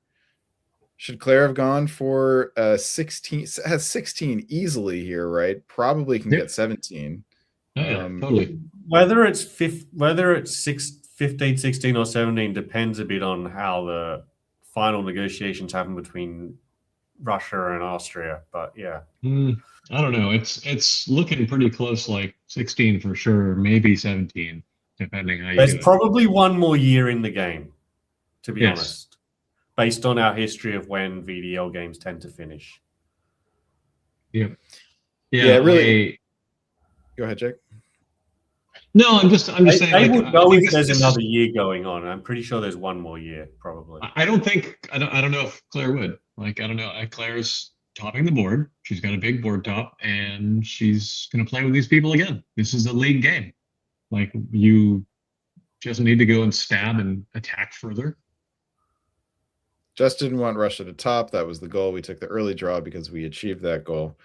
Really, really nice use of we here. Yeah. But this is how top diplomacy players get big scores. They do it by acclamation, and Claire has done it here. We'll check the standings after the end of this night, but wouldn't be surprised to see Claire Bradbury's name at the top of the list here. I also want to say well done to our Russian friend, because that 11 is because you've 11 with only 2 home centers. Feel like 11, but that's a good result. Yeah, especially getting stabbed by AT looked dire for a second there. To have a chance at the board top, this is a good survival in the end for Wild. It's not just survival. It's 11 centers. It's 11. It's one. It's a pretty big survival. It's just the alliance partners didn't agree. It's a big survival, but it is just a survival. All right. That means we are on to our third game of the night. We picked up the pace there. We're going to keep that pace going forward here. Thank you for that. We're going to bring Craig Mayermeyer back to the stage. Welcome back, Craig. That game. That must have been a brutal game for you. Oh, it was one of those. Well, it was one of those where I'm like, this is going to be a massive score. Just as soon as somebody in the East stabs, as soon as they stab, I'm going to explode. And then it never happened. And then Christian turned on me, and my fault, I couldn't get Christian not to continue coming at me. And I'm like, all right. And then in the end, it was Wild and I were actually mostly working together. And Maya's a good player. At the end, she snuck into 2 of my dots, and I was like, all right, fair play. Well, congratulations to Claire again. We're going to move on to game number 279. That means Peter McNamara, you're going to get a break here. We'll see you in a little bit. And let's head on over to game 279. This is named Corn Silk, and it involves these players: Isaac Henderson out of Manitoba in Canada, in Austria, Sigurd Eskeland and Norway, fantastic, out of England, playing in the evening there. This is morning for North America. France finds a brand new player named K Phantoms. In Germany, we have Justin Lohr, one of the big names of VDL these last few years, sitting in 5th place. In Italy, we have Bizandag, sitting in 9th place. Russia, Paul Soms. Turkey, Isaac Jukes, one of the TDs of VDL. I doubt playing for score. That's a good question. He is not the main TD this year. I think Darcy took it over, so Isaac may be able to play for score. We'll get some clarity on that. All right, let's dive into this game. Here is the map. And Craig, we're going to give you first shot here. Tell us what happens in spring of 19. Just going west to east, we see France just dive into the English Channel, and Paris comes up to Picardy. That's not necessarily anti-English. And Marseille unwisely does not hold. I think Marseille should hold every time, but goes right to Spain.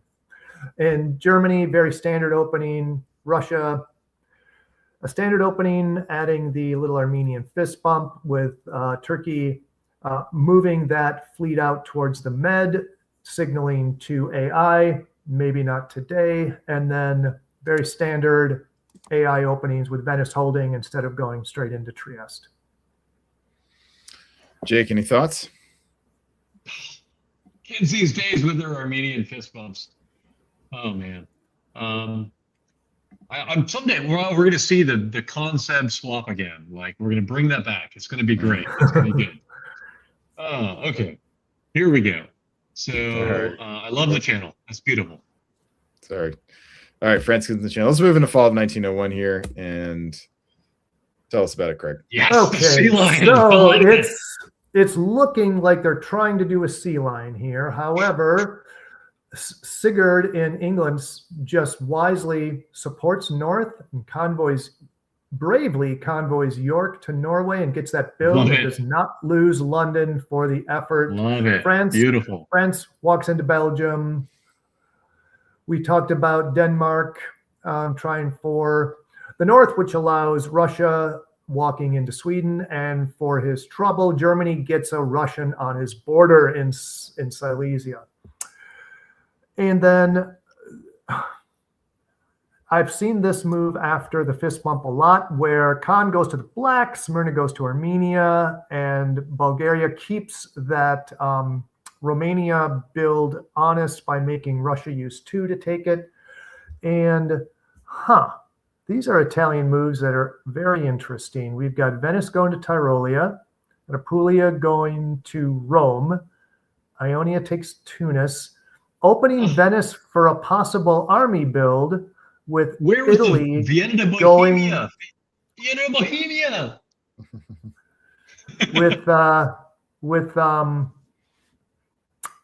But interestingly, they've got Italy going the opposite way. So maybe this is a little IT blossoming right here. We do have a little ITK from the Austrian. He says he forgot to update his orders, had orders to do an AT here, and didn't get them in. Jake. I would have loved to have seen Vienna to Bohemia right here. That's one of those beautiful air. It's like we're doing air, but we're gonna go to Munich in 1901. That's just fun. But Jake, you're saying you're one of the few people who says they love an air. I love an air that goes against Germany in 01, just to put the fear of God in them. That's just the way you got to do it.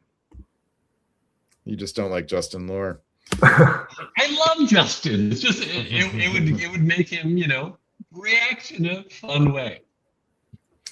Justin, for his trouble, puts down Fleet Berlin, Army Munich. We get 2 fleets from K Phantom, so this is feels like a pretty strong FG bid from K Phantoms. Sigurd puts down Fleet London, which makes a whole lot of sense. So we will see what sort of defense Sigurd is able to put up. Elsewhere, we do have from Isaac Jukes in Turkey an army in Khan. So that's a suggestion that Isaac is not too worried about an AI coming at him from below. McAllis has just infused his IT vibes into the whole meta to the point of these no fleet builds for Turkey. They are just in everywhere. You call it a vibe. Some of us call it a fungus. It just creeps in. If I am not in the Black Sea and Aegean Sea as Turkey, I'm just not Turkey. Like, what's going on?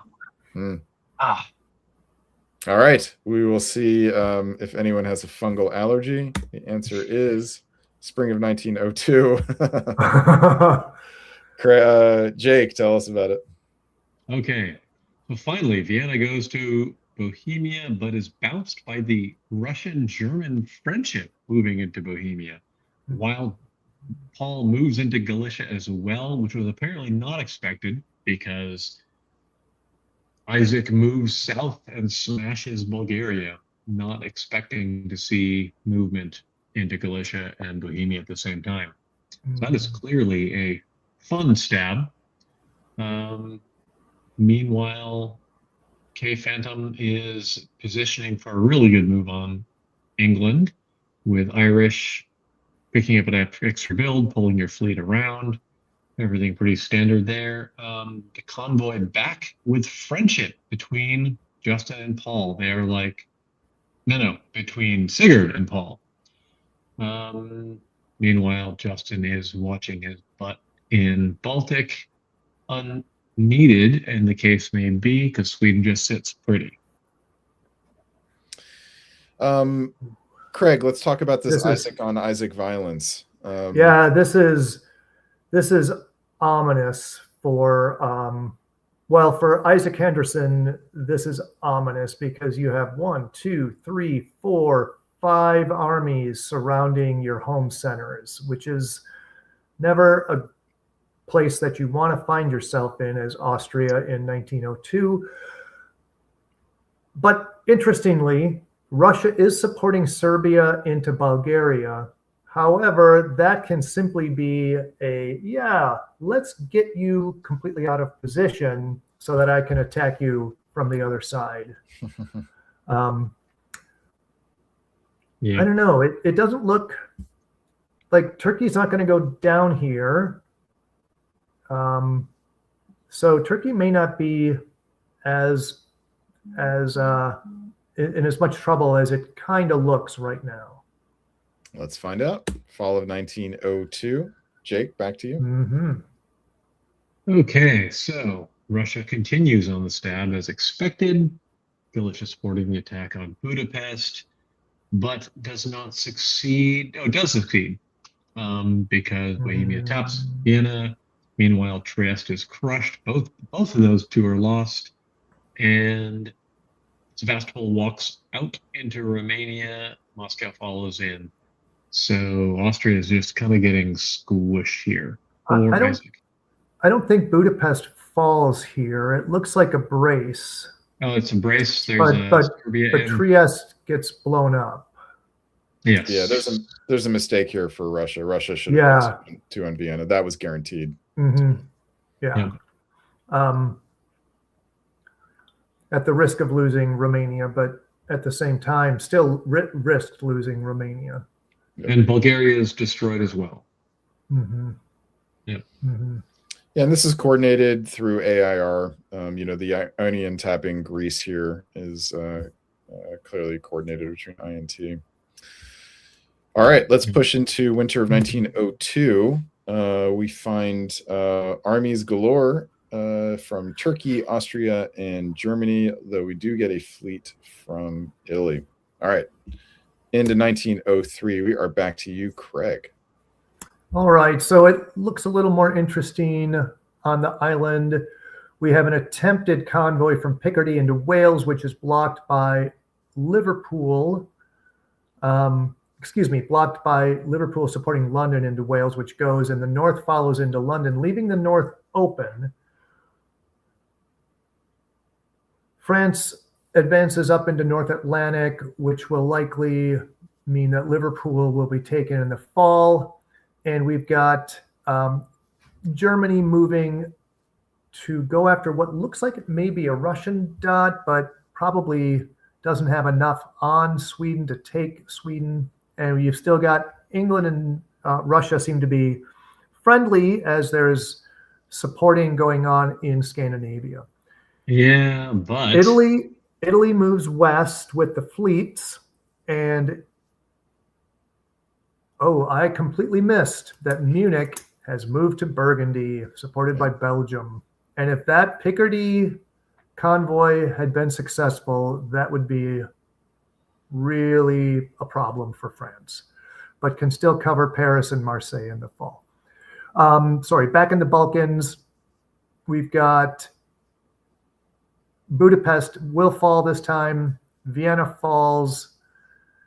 Both of those units are destroyed, and there's an attempt to move.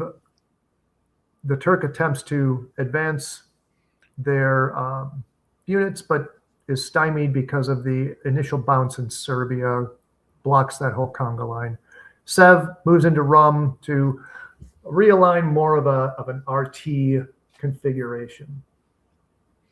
Jake, how do you feel?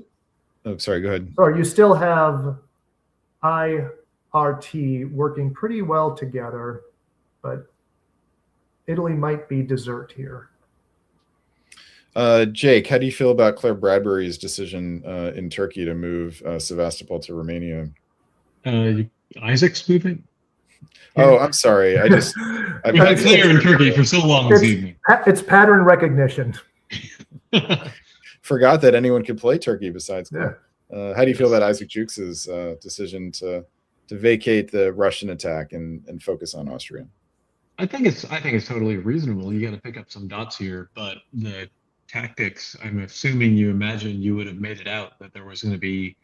You're probably assuming that Serbia was going to move, and you were going to make it in, because otherwise, how are we going to get in there at all?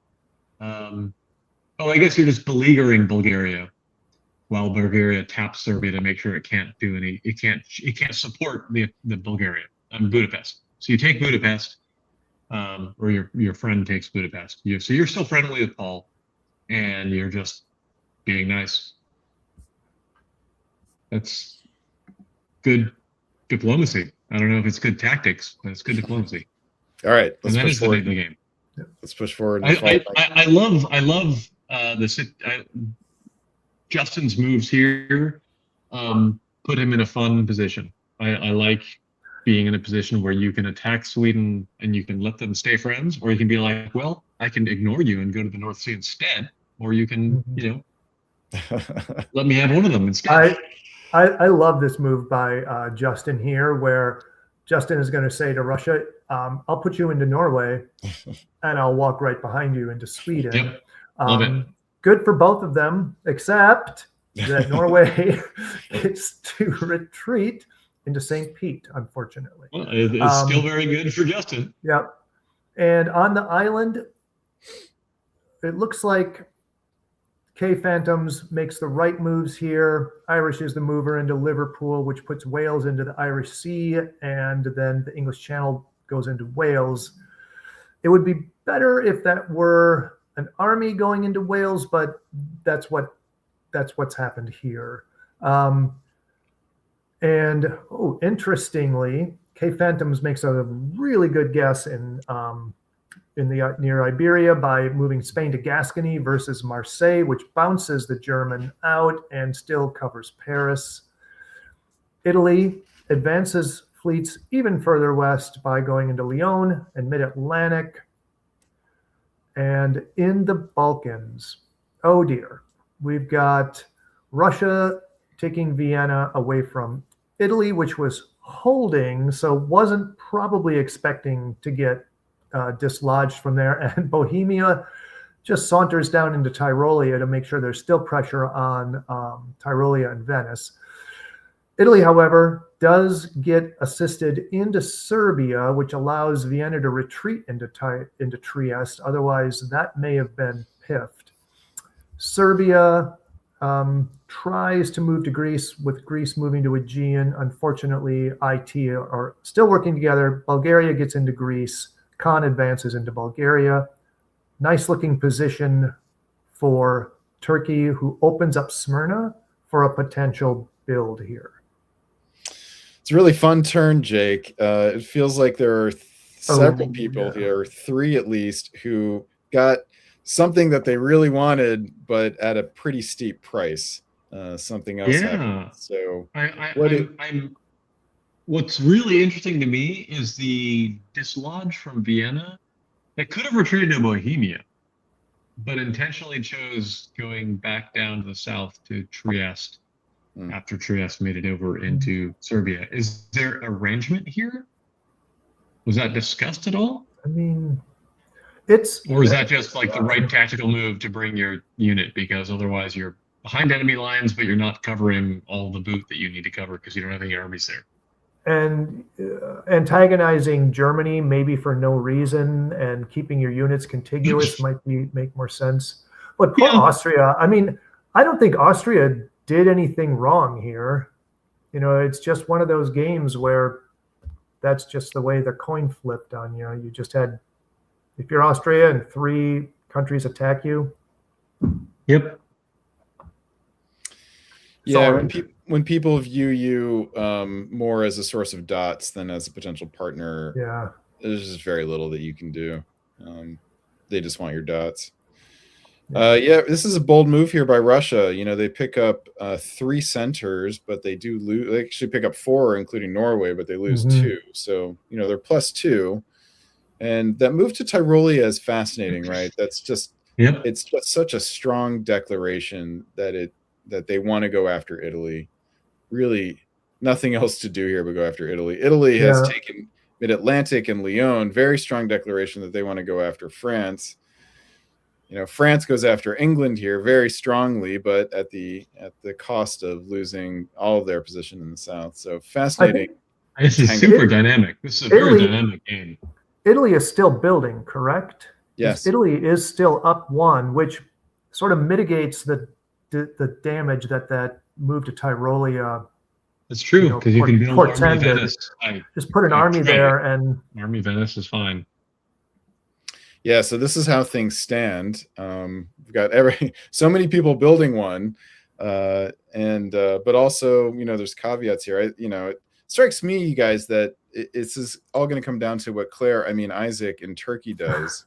They sort of get the choice here, which side they're going to go with. I'll be curious after the builds to hear from you guys if you were Turkey, what you would do. Again, the Western power. Justin at 7, topping the board, not in like the most stable position at all. I mean, it looks like a hand grenade went off in the German home centers and just blew all the units everywhere. Yep. We do get lots of new armies on the board, plus that fleet in Smyrna, but armies in Moscow, Berlin, Marseille, and Venice. All right. If you're Turkey, what do you do here, Craig? Well, I mean, I think you go to both of your neighbors and go, this is defensive. This is just so I can protect. You guys have got all these armies. Where are they going to go? It's just to protect myself. It's not to attack. It's certainly, you have to probably assuage Italy's concerns more than Russia's. But if you can work with the Russian, I mean, that looks like probably the better option, because I don't know what you get. You'd have to share Vienna and Budapest with Italy, and Sevastopol you're not going to be able to take. Well, you could take Sevastopol. Yeah, but if you look at the setup, the whole West, Russia and Italy are like, they need each other. If they want to do anything in the West, they both need each other, and they have negotiating power to be like, keep working with me. Let's squish Isaac in the East, because otherwise we are at odds in the West, and then whatever our plans were there fall apart. What do you think of the Italian units being in Mid-Atlantic and Lyon here? Is it worth keeping them there? If you've got Russia on side, yeah, keep going. You're gonna fall back, right? Like you're gonna lose MAO. You retreat back down to West probably. But pull Russia in the other direction. All right, let's find out. Spring of 1904. We are back to you, Jake, for calling out the moves. What do you see? Instead, we see Phantoms is having to defend in both directions at once, recognizing there could be still IR collaboration, and they're not collaborating. It is RT at this point. Okay. But for directions at once, and you were right too, because meanwhile, you got to walk up to Scandinavia as well. Justin actually suddenly feels nobody is attacking him. He's generally fairly free to do stuff. Moves into Cilicia and Bohemia. Love it. Justin is in now a much more friendly position with no real obvious solid allies, but just also no enemies, because everybody else is fighting each other. Fun. Yeah, he's maintaining a very neutral stance here. I mean, the move from Belgium to Picardy doesn't seem super friendly to France, and certainly instead of going from Berlin to Silesia and Munich to Bohemia, if it had gone Prussia and Silesia, putting 2 on Warsaw, might have been more. He's just playing. He's opening into the field. Yeah, and he's also doing what Doug Moore always says the best German players do, is just keep everybody out of the middle.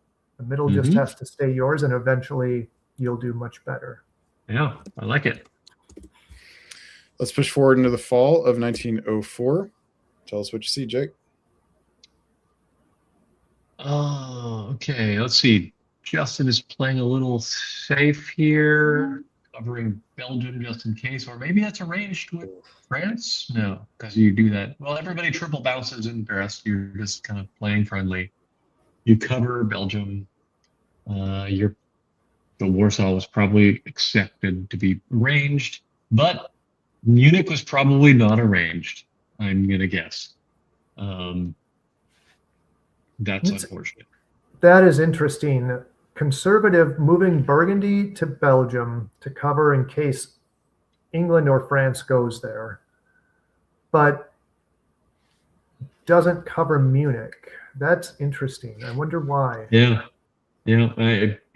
Because Picardy didn't need to go to Brest. Like it wasn't. No, you could have gone to Belgium from there. So that's interesting. I don't know if Justin must have had maybe some inside information that maybe Brest wasn't going to be covered, but no, I think he expected to go there. He was not expecting Paul to go for Munich. They were doing their bounce in Warsaw probably, and he was expecting that he didn't. He probably was thinking Tiroli was going to go to Piedmont and they were going to work together, but that's not the way it went. Oh, maybe. Oh, yeah, that might make sense. Yeah. Yeah. Meanwhile, not the end of the world for the German position, but just annoying. Not great though. Yep, you're having to pull one now. Mm-hmm. Russia gets to drop one. Claire Isaac in Turkey gets to add one. We get a fleet. Fleet Ankara. There we go. That's definitely not a Claire move. And Claire, we know this is now Isaac. This is not Claire. Wow. I think if you're Paul. I had to build there. I had to. It's the only center I had open, and I need a fleet. I'm army heavy. I had to. Very interesting. Or like, what are you going to do about it? You're going to build armies. Does the remaining Isaac in the game go to black? Go against Russia? Oh yeah. Smear to Armenia. Egg to black. Let's find out. Spring of 1905. Yep. Indeed. Wow. Khan to eat Bulgaria. East Coast. Wow. Craig, tell us all about it. Okay, so I'm drawn right to the Turkish moves. Almost all black arrows. Like I said, Smyrna to arm, Ankh to black, Khan goes to bull, East Coast, and that Aegean bounce may be arranged, could be arranged. And Rum saunters into Sevastopol unopposed. Russia still kind of moving up towards the German line, unconcerned about the Turkish position. And similarly with the Livonian Warsaw armies, moving eastward, getting bounced. The St. Pete unit doesn't, because Norway is moving. So England's trying to go back to the island, is going to vacate Norway anyway. But then gets dislodged, retreats to Norwegian.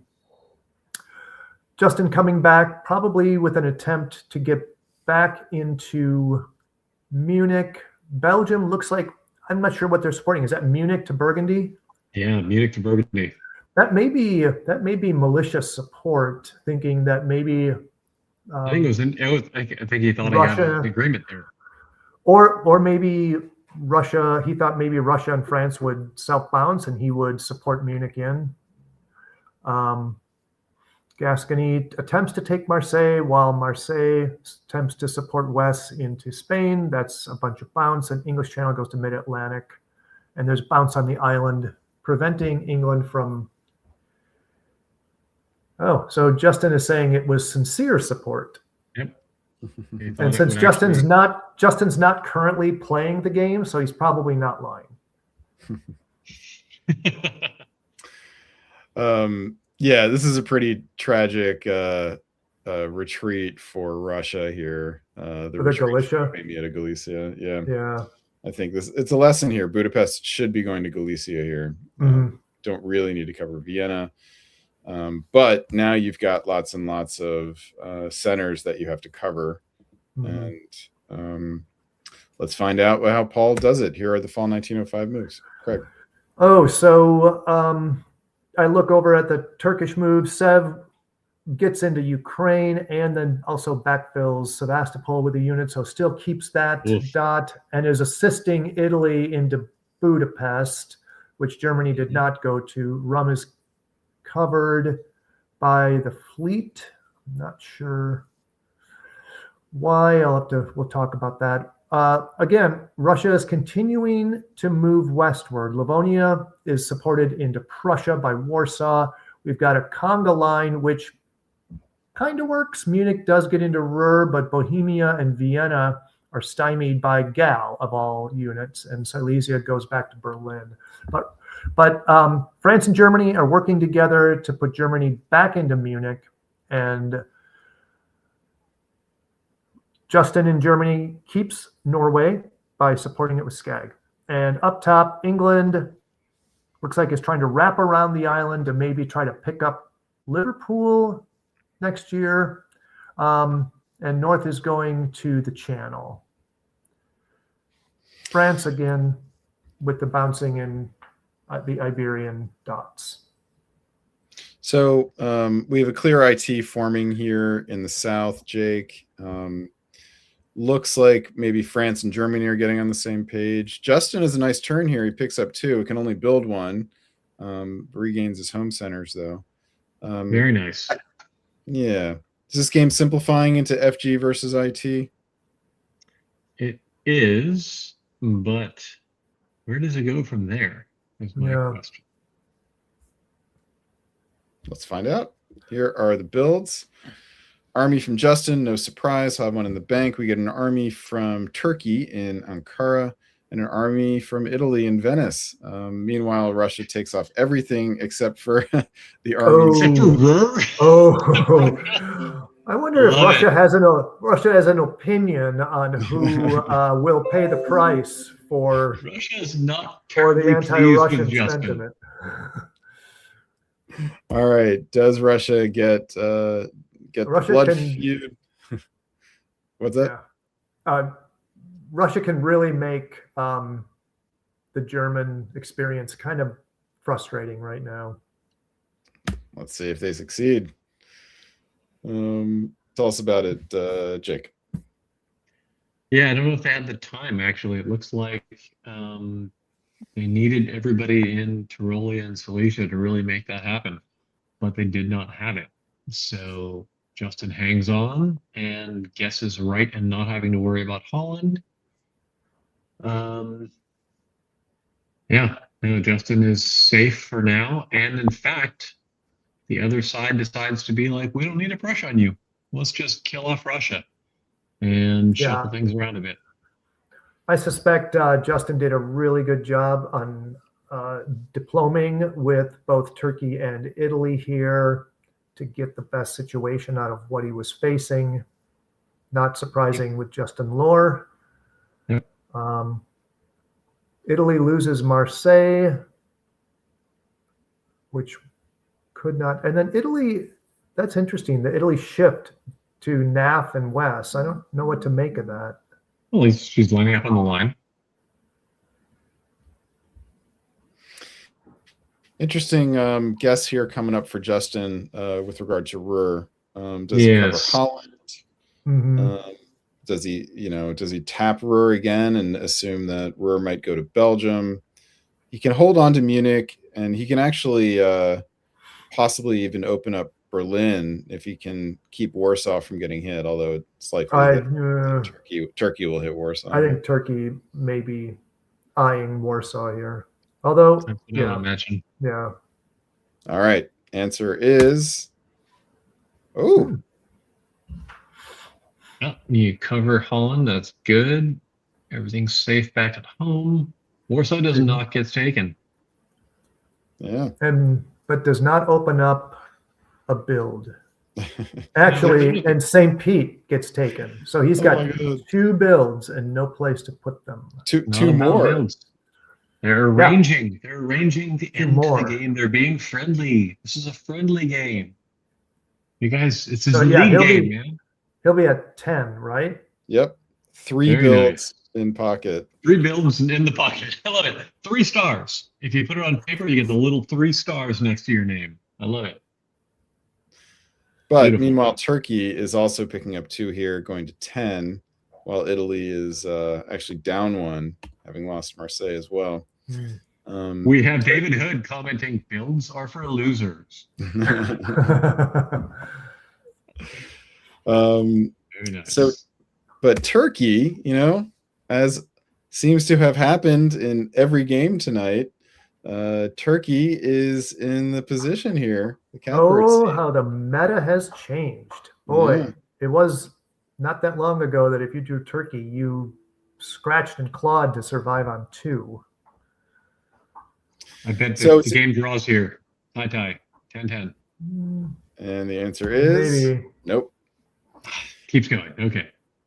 Turkey did something very interesting here, which was last turn, which was to help use Germany to completely eliminate Russia, despite the fact that the Russian units seem to be holding Germany back. So, is this a ploy by Isaac Jukes to sort of clear the board? Is that what he has in mind here? Can take Warsaw if he wants to, can go after Italy here. What happens? Spring of 1907. Tell us about it, Craig. So it looks like Claire Isaac Jukes is going after Italy here. So bounces Venice, takes Budapest, moves fleets out towards the Med, convoys another army across the Black Sea, Katie Gray's favorite move, and certainly can take Warsaw whenever he wants. And then at the same time, interestingly, Justin is moving west away from the kinetic movement in just to the east of his border. Italy is bringing fleets back into the near Mediterranean, probably to try to hold on to the Ionian Sea. But this looks like it's not the best position for Italy vis-a-vis the Balkans and possibly the boot. Yeah, well, it's Justin and Isaac just rolling forward. Yeah, in the West, France decides that English unit is better French, so takes Brest, and Brest retreats to Picardy, but can't really do much there afterwards. Yeah. Surprising moves here by Justin Lohr, yeah. Yeah. Yeah. Why do you think it's surprising? Well, he's moving an attack onto France. That's unlikely to yield much. I mean, it's a GT. They work together. They just do what they got to do. Yeah, you could really stabilize that GT if Berlin went to Prussia. So I mean, Justin's a master diplomat, so I'm sure he's very confident in what's going on. But I mean, Berlin to Prussia here, or Silesia. That seems, yeah. It doesn't threaten anything, and it just stabilizes. A little bit more stable. Yeah. But we'll see. Implicit in our discussion about the build phase last turn was this question of whether Justin could ever get those builds, all 3 that were in pocket.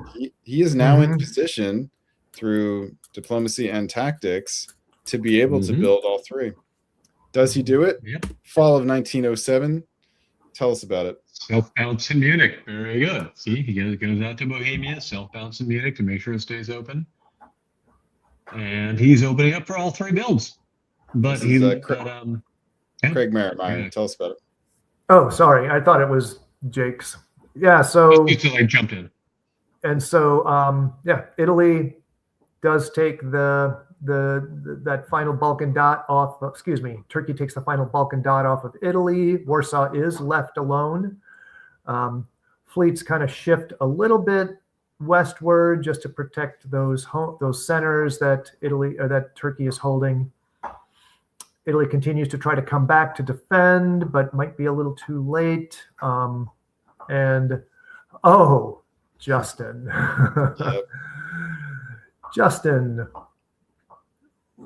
moves Belgium, convoys Belgium to Eddy, risking losing Belgium to England, who has nothing to lose for whatever it does. But guess is right. Does it right. Quite a big risk by Justin. Pays off. He's still got. I mean, he's got the builds in pocket. So But he already had 3 in the pocket. Yeah, so he would build 2 instead of 3. But Well, he already had 3 in the no, pocket. he would no. Now he's got 4 builds, Yep, right? he'll be Like, you don't need the extra one. What are you doing? Yeah. well. He's fighting France. He's fighting France. He's thinking ahead. Yeah. Builds in I guess pocket so. for Justin are just investments in his future. Yeah. That's pretty good play. +4. Oh, love it. He is still, however, 1 behind Isaac Jukes. Yeah. Here are the builds. We do get only 1 fleet. There was a question, 1 I fleet. think, for Justin whether he drops 2 here or not. The 2 armies. This suggests that he thinks he has to worry about the east. Maybe he's going to go for Moscow here. Actually, He has to watch out for losing Warsaw anytime, too. Yeah. all right. Spring of 1908. Tell us Wave. about it. No, Sean Jameson in the comments is asking, why no wave? I love the wave, and nobody's waving on this board. No way. Oh, yeah. Jake. Justin comments, I waved one. Love It it. was a non-consensual Let's see. wave. Yeah. Non-consensual wave, yes. Justin walks into Liverpool. I'm sorry, this is Justin, Jake's. multiple people support. Okay, we have a very big brace in Tyrolia. This is the millions of Italians who died in Tyrolia in the early part of the century for World War I. Lots of fighting going on there. No one, Munich made it in at the end of the day, or just overall brace? Munich gets it. Munich gets in. Munich gets in. 3-on-2. Very nice. Meanwhile, Justin sets himself up on Picardy and Burgundy. Doesn't even have to worry about it. Ruhr walks in. Takes Prussia, not Silesia, intentionally saying, I'm watching my ass, but I'm not actually aggressive. Galicia is a self-bounce. Intentionally saying, I'm not moving against you, just watching my ass. This is, again, the GT is friendly watching their butts. They're carefully saying, we're not attacking. We are just playing friendly. Yeah, this looks like sort of setting up for what they want for a draw condition, because France is helping Justin into a position. France clearly isn't trying to. I mean, I think if you roll back 1 to see what the French fleets did, yeah, I mean, French could have taken Liverpool back there if they wanted it, just by going to Wales and Irish. No desire. Not interested. Saying, I understand I don't have a position here. There's a strong GT. You guys can do whatever you want. What are we going to do to end the game? All right. This would, if London doesn't fall, but London does. Without even covering it. It's possible. That's it's possible. 12-12 was the condition, but this isn't going to produce 12-12. This is going to produce 13-12.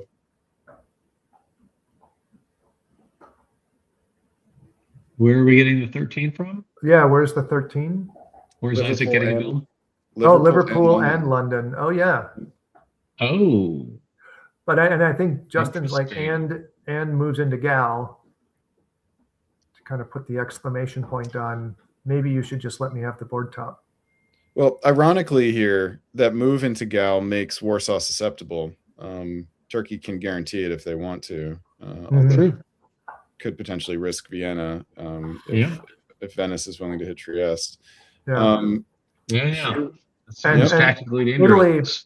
Italy was working with Germany to get into Tyrolia. So Justin is now putting down 3 units for the second time in a row, second year in a row, Nice. as all 3 open for home center. So the congestion that he was suffering from has been completely opened up. Puts down 3 armies.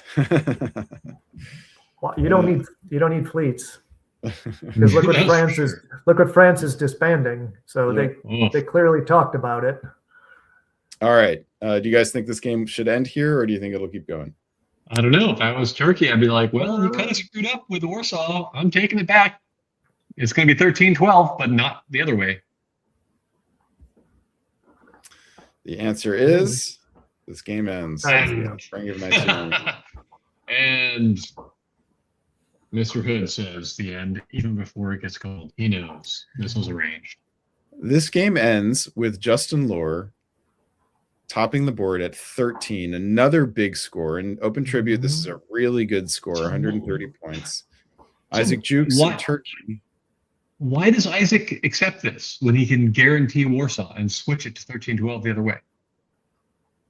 Did it time out? I don't know. Justin had said it had gone pretty late for a game like this, but I don't know. It was 5 a.m. in Australia. Yeah. Isaac Jukes is not in Australia. No, he's in the Netherlands, I believe. K Phantoms, I believe, is in Australia. Somebody told me that they were in. They were being nice to. They were nice to, but like Isaac, Warsaw's yours. Yeah, I think it's worth going back to this point in the game, or perhaps even this point in the game. Did Isaac give up this board top? In your guys' opinion, should Isaac have topped this board alone? I think so.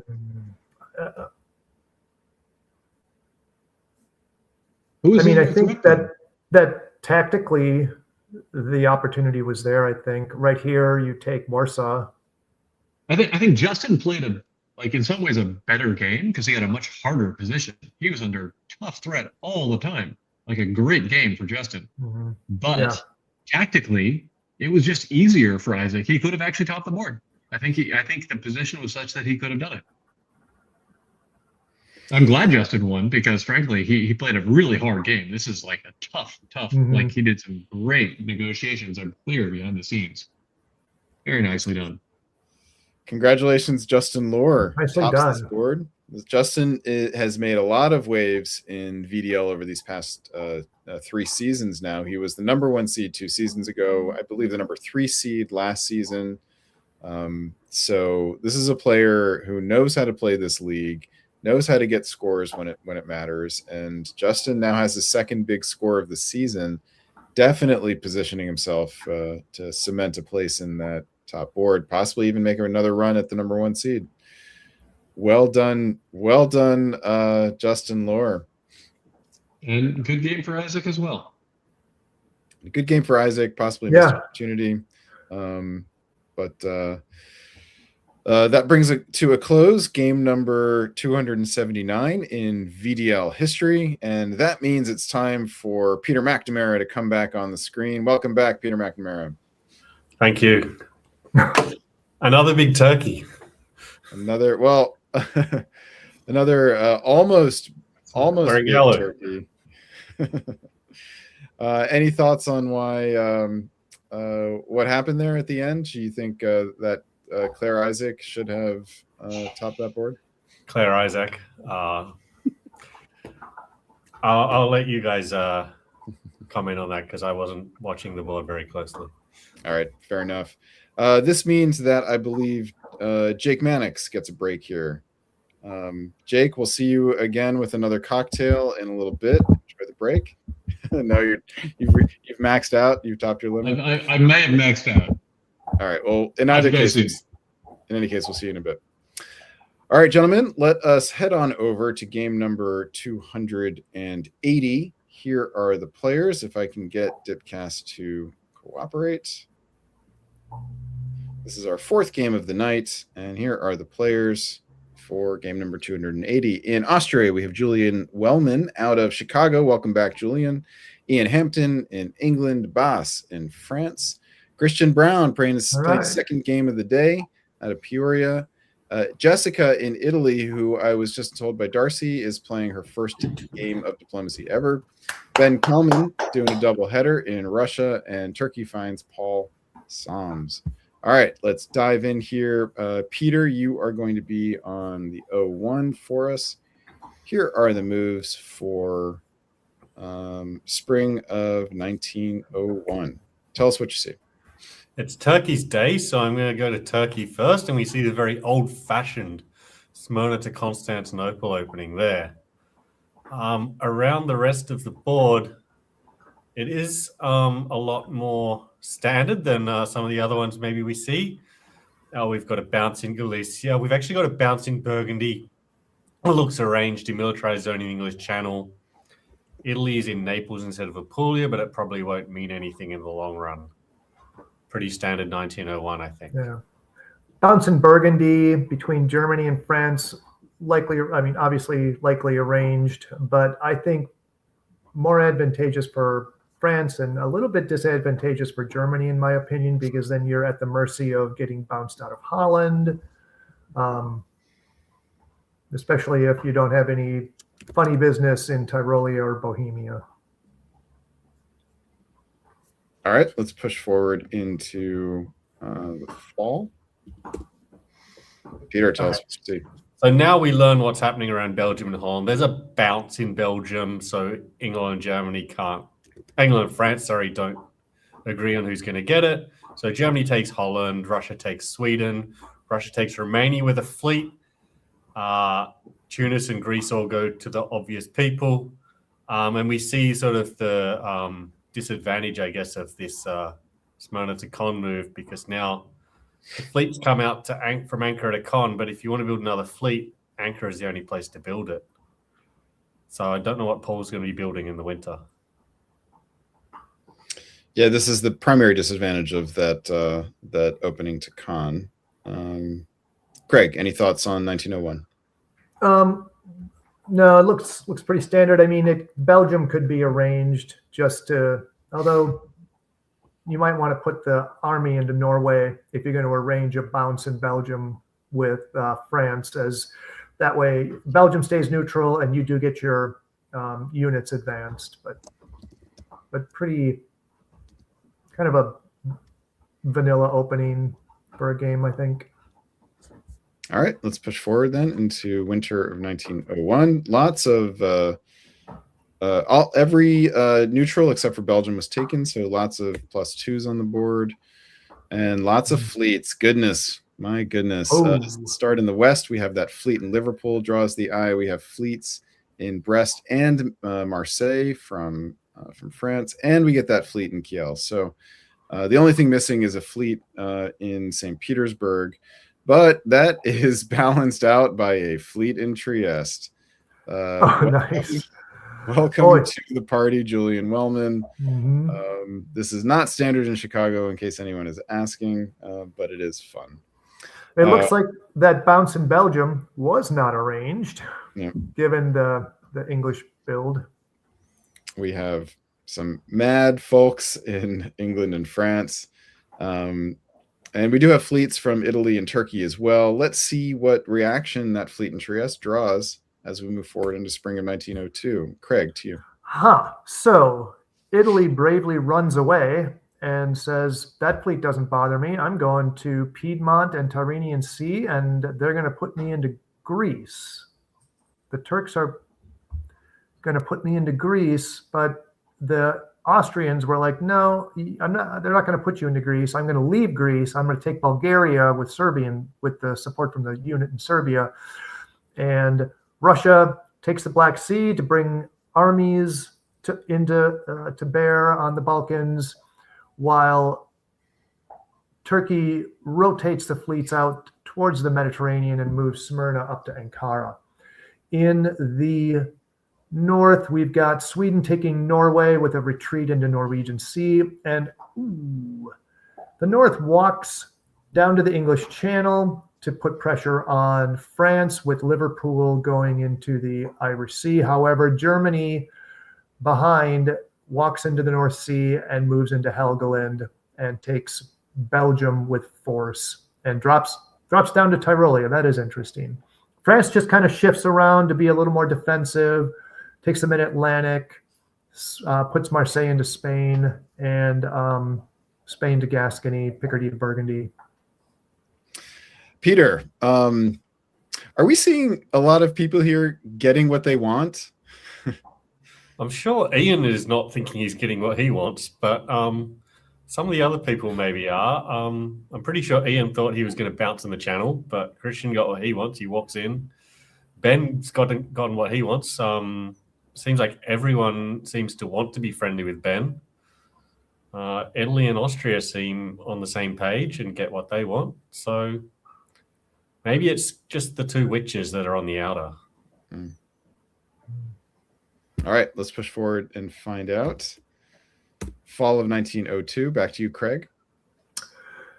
Austria says, I know I let you walk into Greece there, but you're not staying in Greece. So Austria takes Greece back from Italy.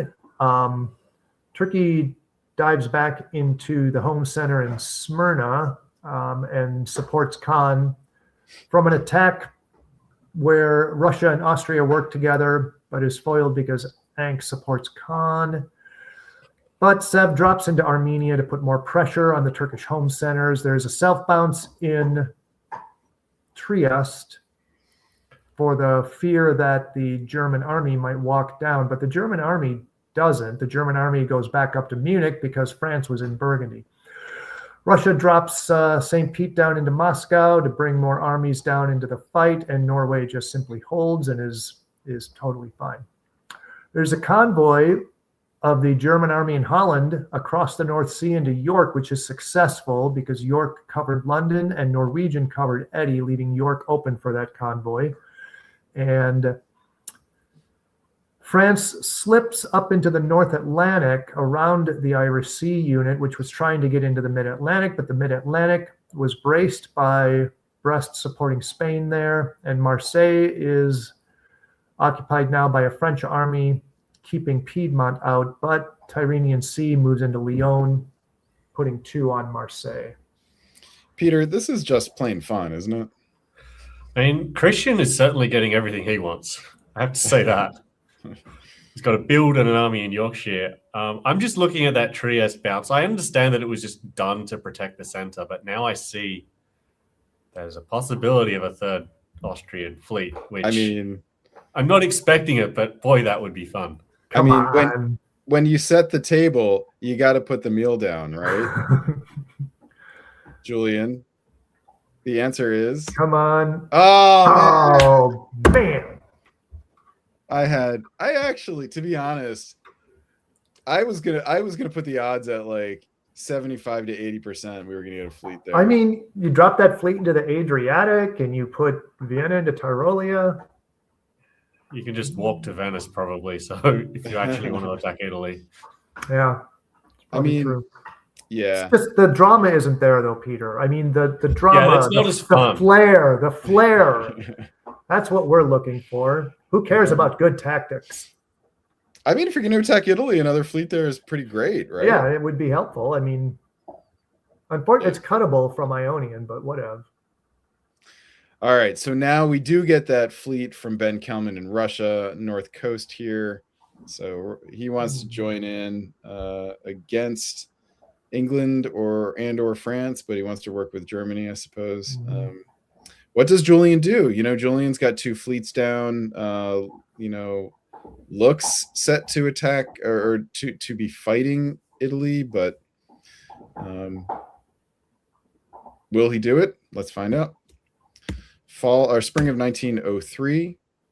Tell us about it, Peter McNamara. No, Julian is still focused on taking out the Turkish dots, takes the Aegean Sea, also walks up into Tyrolia and Bohemia. We see a rearrangement here with Ben dropping his fleet down to Sweden and Norway and coming out to Prussia. There's a move on Germany. It's Austria, Russia coordinated. No attack on Italy, at least for now. We also see Ankara fall. Didn't have to fall because the support was cuttable, but it did fall.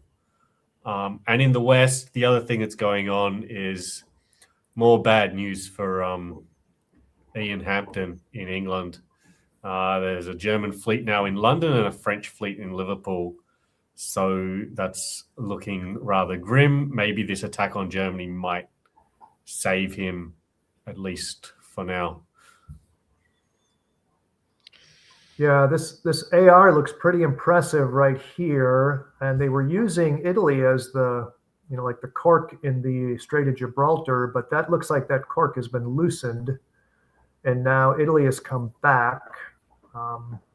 So it'd be interesting to see what AR does vis-a-vis Italy, or if Italy, and I don't know if I see where Italy can get in on either the Turkish dots or the Austrian dots here. Curious to see what Austria does here. Probably takes Munich since it's guaranteed. If it weren't, I wouldn't have put it past him to slip into Venice here.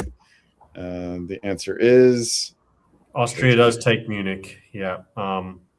Italy does not cover Venice, which may be a little surprising given that Piedmont probably didn't have a lot else to do, but that's what the choices were. Yeah.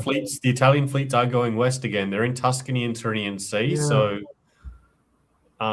it might not be clear where we think Italy's getting their next dot, but I think Jessica thinks it's in the west.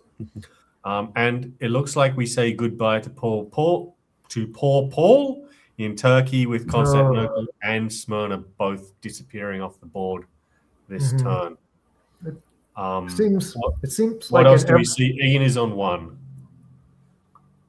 Yeah, Craig? Yeah, I was just saying, it seems like in every game, you see one of the powers just get demolished quickly. So, it happens. It's going to be your turn at some point if you play this game. And unfortunately, it was Paul's. I don't think Paul did anything wrong. That's just the way it goes. Yeah, I just couldn't find a friend this game. Yeah, I think Ian's kind of in the same boat here. Again, didn't really do anything wrong, but that's just the way the chips fell. Let's talk about Jessica here for a second. Jessica's in the chat. Hey, welcome to the hobby, Jessica. We know this is her first game. I think we can see some evidence of that in the moves. So let's just give Jessica some constructive feedback here. The Austrian is being very nice to her, right? So I think this is to Julian's credit here, recognized a first-time player who isn't actually a threat to them, and so he's not attacking her. But so the moves here, Jessica goes to Tuscany here. They feel defensive, but the question is, where is the threat coming from? And how might Jessica have used these moves? Use their units more productively. I mean, giving credit where credit is due, Jessica clearly has a good relationship with Julian, or Julian would just be taking all of the dots. So there must be something in the diplomacy that's working really well, which is probably the most important part of the game. Italy, and I've done this myself a million times. It's like the pendulum of a clock where you're like, I'm going to go here and take all these. Oh, no, I'm not. There's nothing there. Now I'm going to come back here. Oh, no, now there's nothing there. And so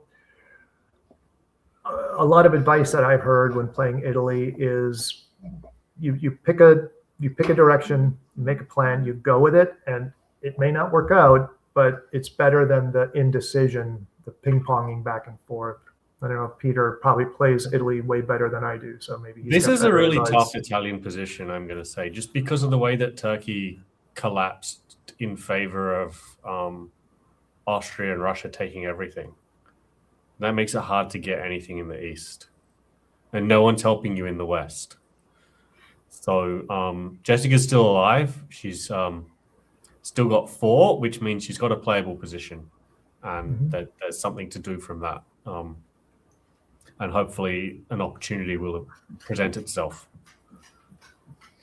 Yeah, I think, Craig, your point that Jessica's done a really nice job of forming an alliance that at least is not negative towards her, allows her to stay even, is nice. And so for a first-time player, that's not always easy, right? Sometimes you just become the target.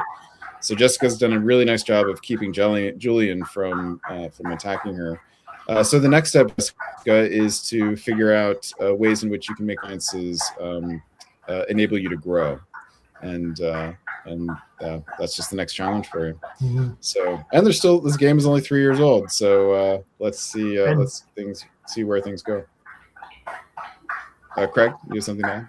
No, I was just saying, and you've got your 4 units. They're all contiguous. They're not spread out all across the map, which is sometimes something that less experienced players tend to do. They're like, yeah, I'm going to go get those dots, and they're just way away from their home centers. That's not happening here.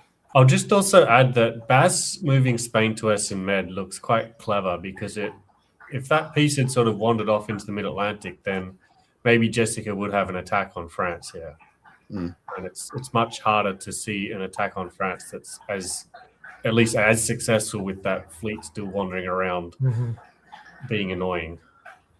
Oh, I see. This may have been what Jessica was thinking about, like sneaking being able to sneak into Lyon and West, as if France might not have seen it coming. Most Frances will see this coming. A move to Tuscany is considered pretty aggressive.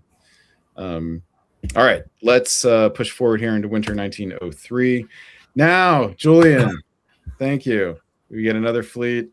And Jessica, you'll figure this out too, that Austria building fleets is generally considered very anti-Italian. So we'll see how Julian does with it. Elsewhere, we get a fleet in Brest. We get another fleet north coast from Ben Kelman in St. Petersburg. So lots of creative fleet builds going on here. Christian Brown does not build a fleet, probably wants to try to regain Munich. And we'll see how that goes. All right, let's push forward into the spring of 1904. Back to you, Craig. Tell us about it. All right, so looking at the AR first, as kind of predicted, we've got Austria now assuming the role of the fleet strength in the Med by going to Eastern Med, Aegean, and Adriatic.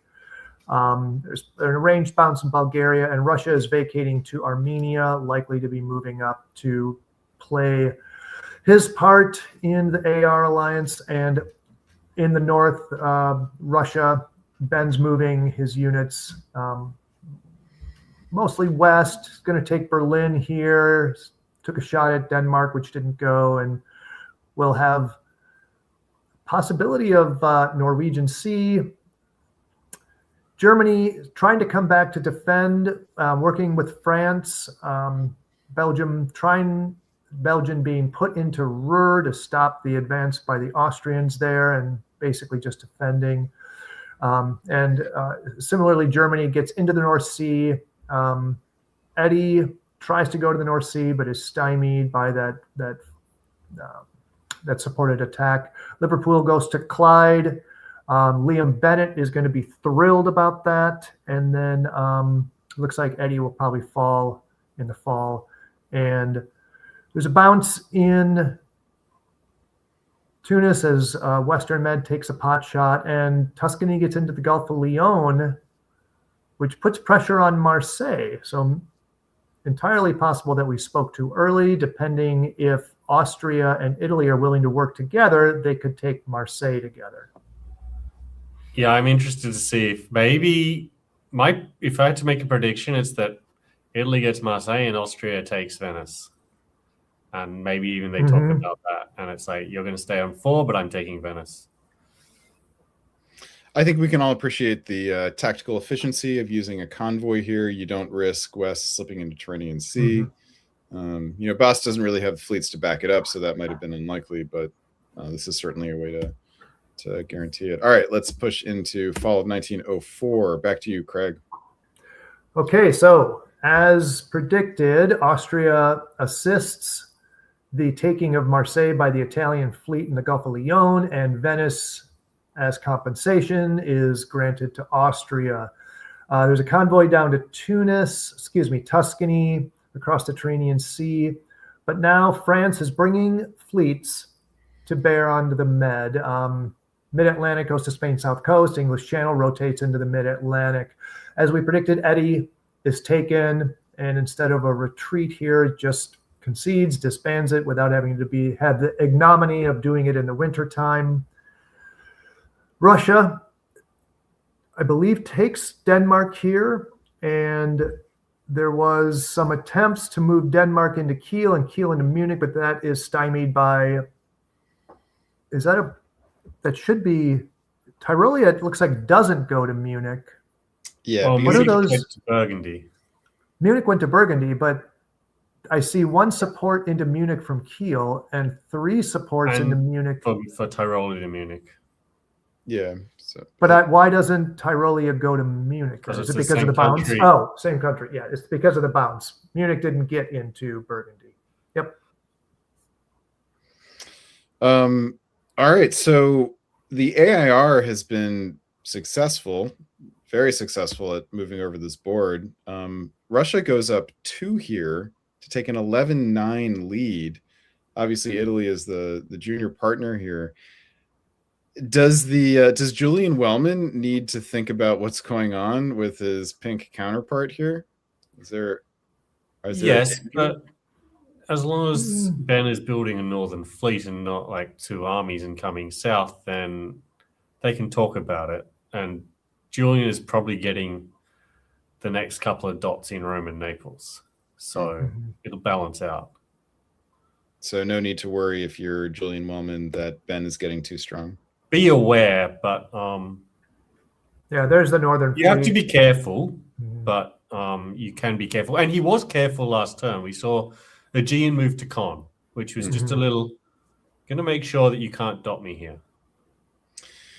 If you are Ben Kelman, is there an opportunity here to make a move and get a monster score?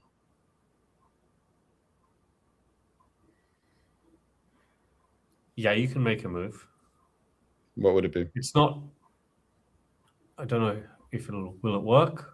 Depends maybe what Julian plays. How defensive is Julian going to be? Yeah, Julian's armies are a little bit away from the home centers, but I mean, Ben's aren't exactly right on top of the Balkan dots either. If you were going to do it, is now the time, or would you wait maybe another year? You probably have less opportunity next year. Yeah. And alternatively, is there more opportunity in the north? After you get Kiel, it's a bit slow. But if you can get through that North Norwegian barrier, then it will become faster again. You do have 4 fleets to their 3 in the north, so you would rule the seas, and you could probably pick up English dots. As Jake is mentioning in the chat, maybe you just do everything and win. Yeah. All right. So Ben's an interesting player. He's been in the hobby since the beginning of the pandemic period. He's a student of the game. He has improved over these years, but at a steady, if somewhat slow pace. And he would say that himself.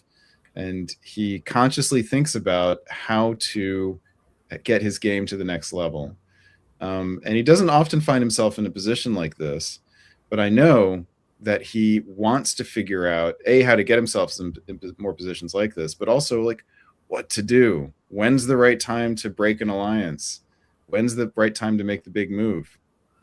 This is a great. I've played with Ben a lot, and I really like playing with Ben. He's just really solid. He's a good ally. He's a good negotiator.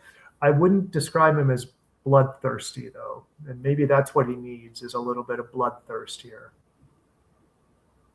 All right, is this a moment for Ben to make a big move, and if so, what is it? Lots of options here. This is a Russia who is now across the line. Russia straddles the line to begin with, doesn't always get the benefit of that straddling, but clearly here is an opportunity for it. Spring of 1905. Tell us about it, Peter. So Julian does play Greece to Serbia, I noticed, which is definitely a defensive move there. That's a kind of clever one because it means that Ben would not have had a guaranteed. Well, he actually would have had Smyrna if he had gone for a stab. So he still has that. Maybe I shouldn't praise Julian so much. I like the move to Serbia, though. But yeah, Ben is just committing hard in the north. He's even convoyed over to Sweden, which... okay, I guess he wants more armies in the north. As is not will surprise absolutely no one. Baz takes Marseille back. Jessica was in a position where she could unfortunately never hold it. And looks like with the positioning around of the Austrian units all around Italy, they're in position to probably take Rome and Naples in the fall. Yeah. Not guaranteed, but I think it's likely that will happen. I think you can guarantee both of them, yeah? I mean, you can't guarantee Rome. You can't guarantee Rome because Venice can get tapped by Piedmont. And the Italians probably attack Tyrrhenian Sea. I think you need the French. Right? You need the French to tap. The French, sorry, the French. The French would probably attack the Tyrrhenian Sea no matter what happens. Yeah. Yeah, if the French do it, then you're right. It's not guaranteed. I have to say, the pendulum also starts to swing, though. Let's say Julian can get both of these. Does Julian? Well, Julian builds another army. He's much more solid. Yeah. And does he have the opportunity for the fascinating? Tell us about it, Peter. Okay, so Venice takes Rome. I'm not sure what Tuscany's order there is. It just supports Piedmont, I think. It does. Yeah, okay. So Venice takes Rome. Tyrrhenian Sea does not fall to the French. It felt like an ambitious move to go to Tuscany, thinking that Tuscany might get convoyed back. But that was the choice. We see Christian has decided he's going to run back to Belgium. I guess that was in agreement because the French are coming up into Rouen. Yeah. He's just being safe. Is Ben getting his fleets into position to take the North Sea? Not yet. He still needs to get the Baltic one out there, but he's got Kiel, so he's still growing as well. He'll be up to 12 with Julian behind him on 10. So it's still Austria, Russia all the way. They take this as far as they want to, really. Yeah. Fascinating. So Ben is still up by 2. They've just both picked up 1. We're now at 12. But Ben has to build an army now. Oh, no. Yeah. Oh, no. In Moscow, we get an army build from in Trieste. Julian in Trieste. So he did open up Trieste for a build, did not build a fleet here. But also didn't build in, like, Budapest. Well, I think Budapest might be sort of antagonizing Ben. No, that's what I'm saying. Like, didn't build to a way that could more easily run in on Ben. I think he needs to make sure he can defend against Ben and pick up Naples. Spring of 1906. Here are the orders. Craig, tell us what you see. All right. So in the north, I'm looking there, more black arrows. We see Norway getting into the Norwegian Sea and St. Pete being supported into Norway by Sweden. Denmark taps the North Sea, which is what I believe probably what gives them the Norwegian Sea. Moving forward, Prussia is coming into Berlin. Kiel is trying to get Munich into Ruhr, but that's stymied by a brace. Moscow to Warsaw, that's an arranged bounce with the Austrian. The Italian moves to North Africa. So there's an army in North Africa, which if John Jameson is in the chat, he is delighted at. John Jameson is in the chat and he is delighted. Oh, he is. There he is. Okay. We're pleasing all of the Clyde and North Africa fans tonight. Yeah, so that gives Austria, Tunis, and Naples. Hard to know what may happen here if Italy is kept alive as a janissary, because that army might be useful to convoy later. And then France kind of does a tactical retreat into mid-Atlantic and Spain south coast. Marseille does nothing, and Brest goes to the Channel. The French retreat from the Med is a little surprising. Yeah. I think Italy has almost no value now with an army in North Africa and an army in Piedmont because they can be replaced by Austrian units very quickly. Yeah, they can. So I expect Julian is just going to take those dots. Let's find out. And we have a move. Now we've got some moves. So Austria moves quite the force back east. They're moving armies from Serbia to Bulgaria, Trieste to Serbia. The Med fleets are now in Aegean and Ionian. And so that puts pressure on Constantinople, which can be guaranteed at the risk of losing Bulgaria. Sevastopol does move to Rum in what appears to be a defensive measure, but Warsaw moves north into Livonia. And Silesia is still supporting Tyrolia into Munich, which means they're Ben intended to work with Austria here. And up in the north, the northern Russian units, Denmark gets to Skagerrak, Baltic gets into Denmark. There's some attempted convoy into Eddy, which doesn't go because North the support from Eddie's still Eddie, the there. Norwegian. Yeah. And Ruhr gets taken by France.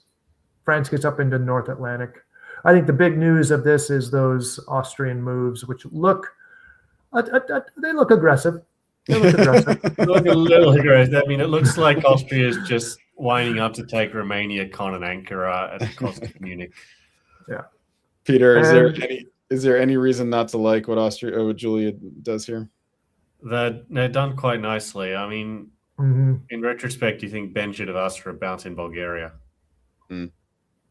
And we say goodbye to Jessica, who I think didn't do anything wrong. Again, played an Italian position that was handed to her and didn't do the worst with it. Yeah. So Jessica, this is a fun first game. You know, you managed to do a lot of things diplomatically, and you should feel good about that.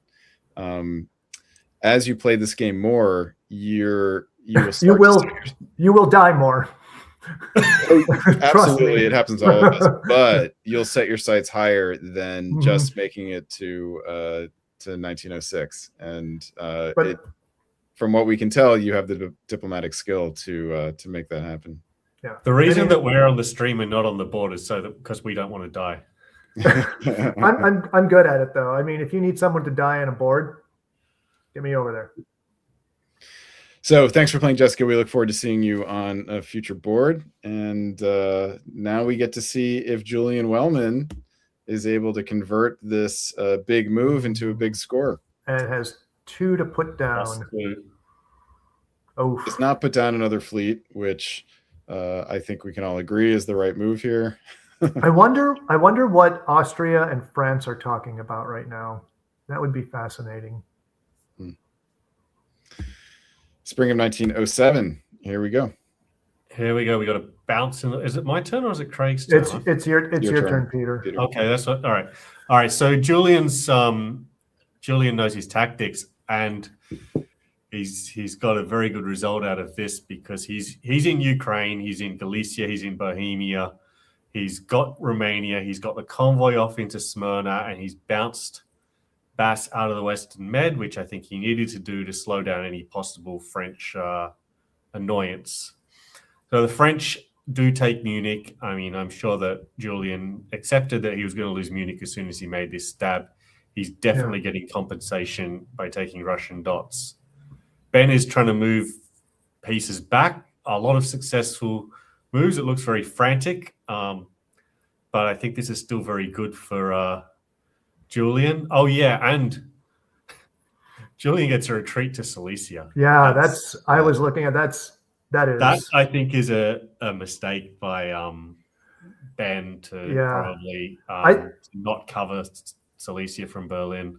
It's interesting that conga line that is successful, Berlin. I wonder if that conga line was put in there because Prussia couldn't be stopped, and in order to and get Silesia at least something back, counts.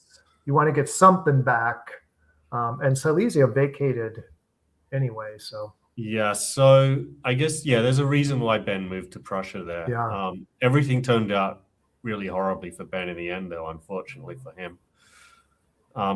Baz is in a good position now. No one's got any threats on him. He can try to move to Belgium or London here. Why wouldn't you? You think he'll do that? Why would he not do that? Yeah, why not? Why wouldn't you? Christian's probably going to defend one of them, I reckon. So it's a 50-50 if you go for it. Yeah, and it kind of depends on who Christian is like more upset with, because Christian could be like, Ben is the one that, kind of encroached on me, maybe. So Christian may be like, go ahead and take those dots behind me. I'm going to be taking my dots, my home centers that the Russian has stolen from me, because they can take Denmark right here. So Julian has a guess with Ben. Moscow has to choose between supporting Sevastopol and Warsaw. If Julian guesses right, could set him up. I think he might do pretty well anyway. Here are fall of 1907 moves. Peter, tell us what you see. Oh, Julian has also, again, some beautiful tactics, I guess. He does guess it right. He walks in Romania to Sevastopol. He does have Ukraine blown up, which is a bit of a win for Ben. That's probably stopped the loss of Warsaw and Moscow, but Ankara, Sevastopol, Romania, and Con will all go. If they 3 of those 4 have gone already, and one of them I think is about to follow. So Christian does cover Belgium and London with 1 each, and Baz does not go for either of them. Yeah, so, looks like Baz was even supporting North to hold there. So. Yeah, which, I mean, fair enough, covering London. Yeah, once bitten, twice shy sort of thing. Yeah, so everyone is, I think, on the board to try to do what they can against Julian here. Yeah. Eventually, I think Julian's going to lose Tunis, but that's probably all he'll lose. He looks on track for 14 here if the alliance structure stays the way it is. Yeah, that loss of Ukraine, even though it's not a well-developed piece, it's only 2 moves from a home center. That's a tough one to lose there. It shouldn't really matter because Ben's got so many armies in Livonia to support Warsaw and Moscow. Yeah. Now it makes it easier for Ben to keep those 2 centers. Yeah, I think the bigger question is how long Julian can hold on to Sevastopol. If he loses it, he'd eventually retake it. It just might take a long time. I don't think he's really going to lose Sevastopol. Well, if Ank gets into the black here, he could. But maybe Ank should not be allowed into the black. Perhaps not. All right, we have. Ank should be fine right where it is. Maybe it never needs to go anywhere. Yeah, I mean the thing is, if Julian plays the tactics right, he's not going to lose Sevastopol, and he's going to take Ankara. Let's see. Do you put down another fleet here? Kind of why not, right? Yep. And we do. Julian has opened up a 5-center lead up to 14. Another big score in the open tribute system. How big can Julian get? It's all dependent on whether tactically he figures out how to hold on to. It's relatively early. I mean, it's 1907 going into. There we go. No, that makes sense because it's written on the wall. Julian's losing Tunis and taking Ankara, I think. Yep. So what Julian has done here is he traded we were at 12-12. That's right. And he ultimately 12-12 was after the stab. But he would have been on 12-12. Well, no, 12-12 is the year that he moved, right? Didn't actually take any. So he would have been on 12-12. So he trades Munich in 1 year for 3 other dots. So he basically goes +2, but he sends his nearest competitor down 3. So this is the way to do a stab at in an alliance that has succeeded to guarantee yourself a big board top. What you love a 0-dot stab that works? It's beautiful. So congratulations to Julian. This is a fantastic result. Very, very well played game. What's the moral of this game here? We had Ben, not take an opportunity and end up on the losing end of the stick. We had Julian work with a new player very well. What's the moral to take away from this game? Craig, let's start with you. So it's hard to know if not taking that opportunity was a mistake, because let's say you do move when he moves, does Ben get a lot from that? But I think when Julian saw the opportunity, it was one of those opportunities where there was really no downside. And so recognizing when that is, that there's no downside to the opportunity, then, I mean, I think that's it. Like they had a great alliance. They did well. They're both, I mean, obviously excellent tacticians and strategists. It's just Julian had the big opportunity and took it. And maybe if Ben had taken the opportunity, maybe it wouldn't have been as successful as Julian's move.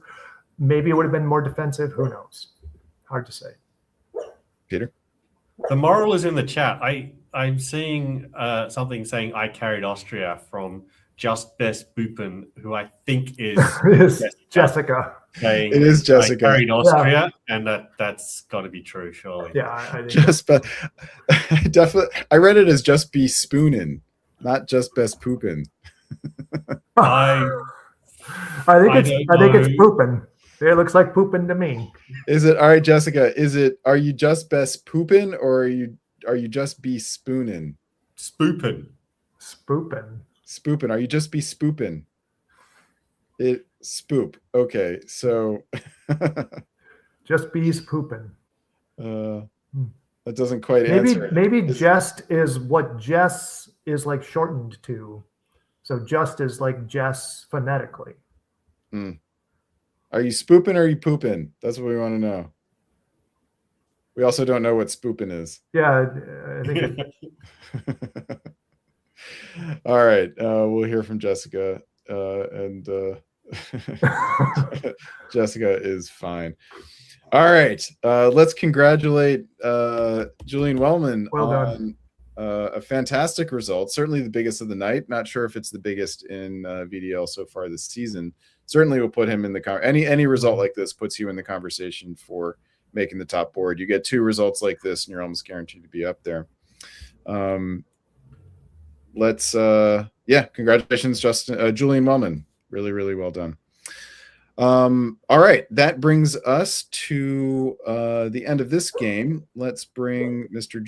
Jake Mannix back onto the stream. Jake, welcome back. In your chair already, not rushing not rushing from spooping. Right. You're muted, Jake. No speeping or spooping from me. All right, congratulations. Craig, this means it's time for you to take a break. Do you want to stick around until after this game and sign off with us? I'll come back for the wrap up. All right, we'll see you in a little bit. All right, folks, that means we are ready for the final game of the night. This is game number 281. And if I can get the software to cooperate, I will show you who the players are. Here they are. Players for VDL number 281. In Austria, David Seymour comes back. In England, Wild comes back for more. France, the other Isaac, Mr. Henderson out of Manitoba. Germany, Patrick Jacobson, DBN's own out of the Bay Area, California. We've seen him in the chat. Now we're going to see his moves. Italy is Zoe Cameron waking up for an early morning game from Melbourne. In Russia, we have Justin Lohr coming back for more. And in Turkey, Evan Belaris out of Connecticut. All right. Lots of fun names on this board. Let's dive right in and see what happens. Jake, you're going to be on 1901. Here are the moves for spring of 1901. Tell us what you see. What do I see? A lot of very friendly, normal things in the West, but the East is maybe not quite so normal. Let's just do Silesia and Bohemia. Oh, man. But not Tyrolia? Why can't you do Tyrolia at the same time and really put the fear of God in Patrick? Oh, poor Patrick. That is rough. It could have been worse, though. Just remember, it could have been worse. Meanwhile, the bounce. Oh, another move to Syria. That Syria move. I love it. Maybe Patrick is wishing that there was a French army in Burgundy that could support him back into Munich. Yeah, exactly. Pretty much. It's worth saying Justin and Patrick, sort of classmates. They kind of joined the hobby around the same time. Definitely a rivalry between them, and Justin might get the upper hand on this one. Fall of 1901. Takes Berlin, protects Munich. Sweden, he lets you into Sweden and you take Berlin. That is kindness for you. That's just a really nice thing, Justin. I'm sure Patrick will remember that. Oh, okay. What was that negotiation like between Patrick and Justin in fall? It's like, I'll build a fleet North Coast. Okay, build a fleet North Coast, and then he's going to build a fleet North Coast, and he takes Berlin just because you didn't say anything about Berlin. Maybe the negotiation was, will you if I let you into Sweden, will you not support Bohemia into Munich? Sure. Exactly. Sure, totally. Will not support him into Munich. I guarantee it. Oh, rough. That is brutal. We'll see how this goes. Peter, how do you feel about what you've seen here in 1901? I mean, maybe I do wonder if they even talked in the fall. Maybe Patrick just decided to. I don't know. Oh, there we go. They're saying that was the exact conversation. I just wanted to say, I think we've seen this Turkish opening before on this stream today. Have we seen Syria go directly to Armenia, actually? And Didn't someone move to Black and Armenia in fall? I don't know if it was Syria though. It might have been somewhere else. It was after the fist bump. Yeah. Yeah. I think we're sleeping on that. We're sleeping on Isaac's 3-0 in France. I love it. Yeah. Tell us. Patrick that's just right there. Everyone had other things to do, other things to worry about than Isaac getting 3-0 France.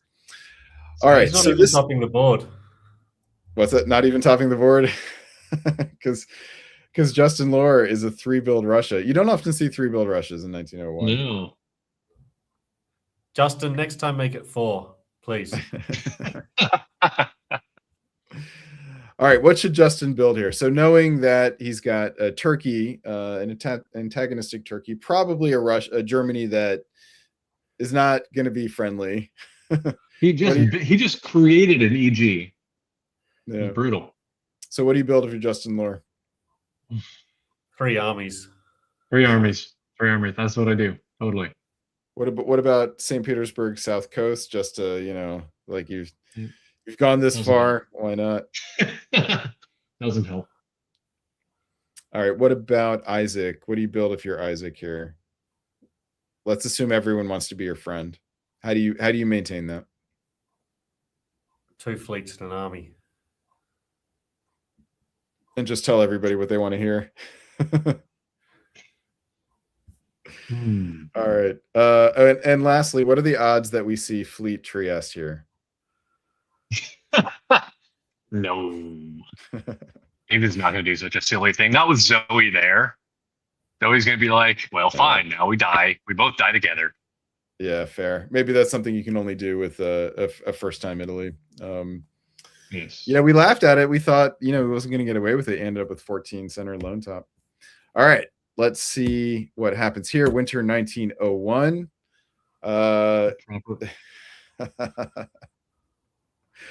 Armies almost everywhere.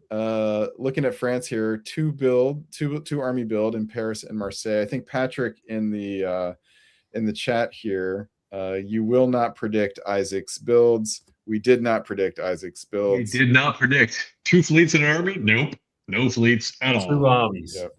2 armies in a wave. We have Justin Lohr following Peter's advice, putting down 3 armies. We'll see if anybody thinks that that's conciliatory or cares.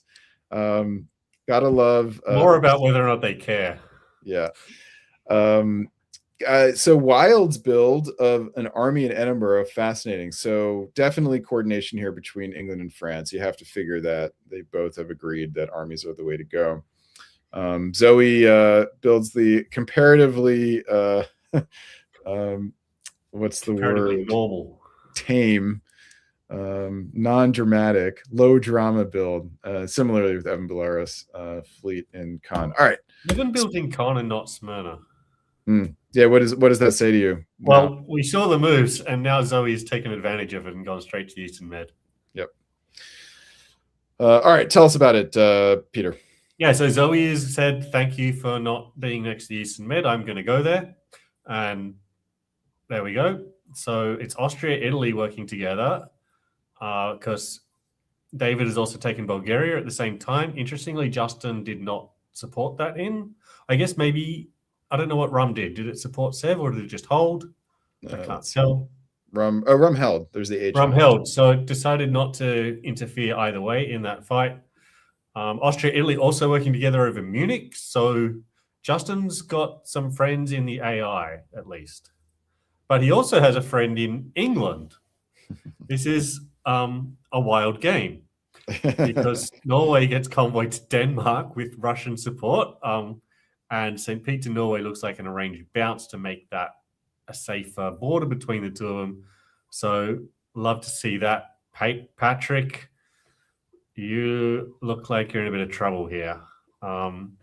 Meanwhile, the French armies don't really do a lot, which I guess maybe there'll be another build at the end of this year and we'll see what happens.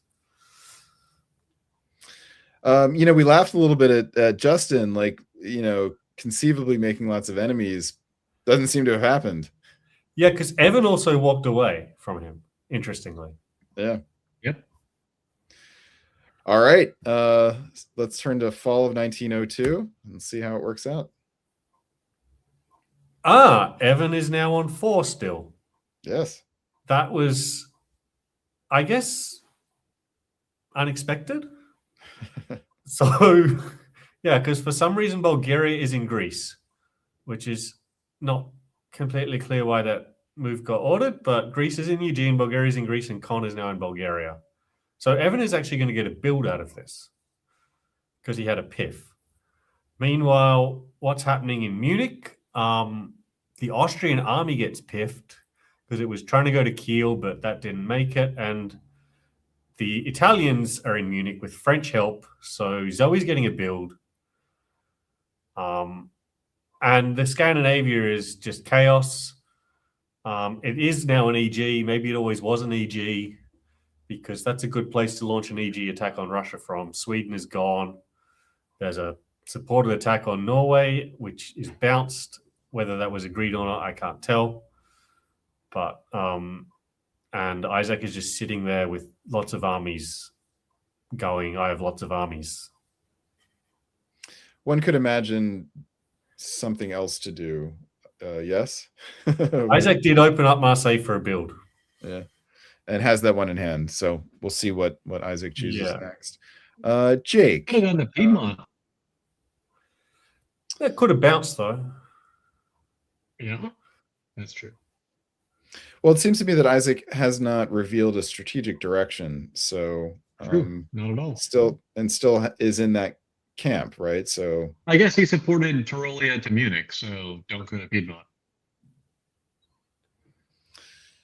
Jake, any thoughts about Bulgaria walking out of Greece here? Yes. I have I'm trying to come up with a plan that says why that was the right thing to do. I don't know. I don't see why. I cannot divine the tea leaves that led to that conversation that led to that. I'd be curious to know if Burgundy supporting Tyrolia to Munich was welcome or not, or asked for or agreed upon. It could have been, It was probably asked. Probably. I'm going to come up with a plan in which Bulgaria to Greece makes some sense.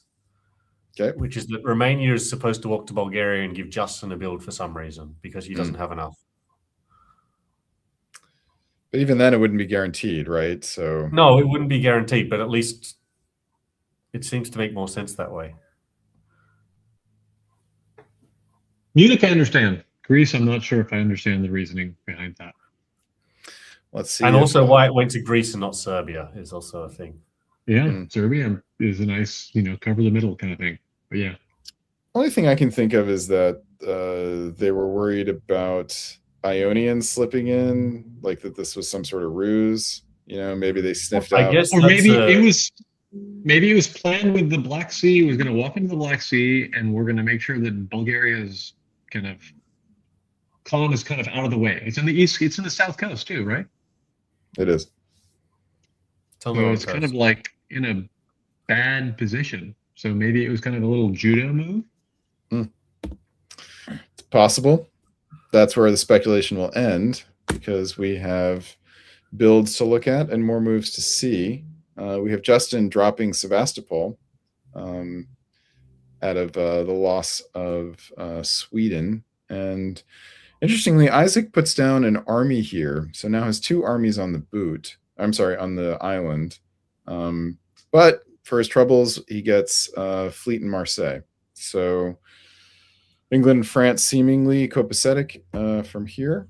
spring of 1903. Back to you, Jake.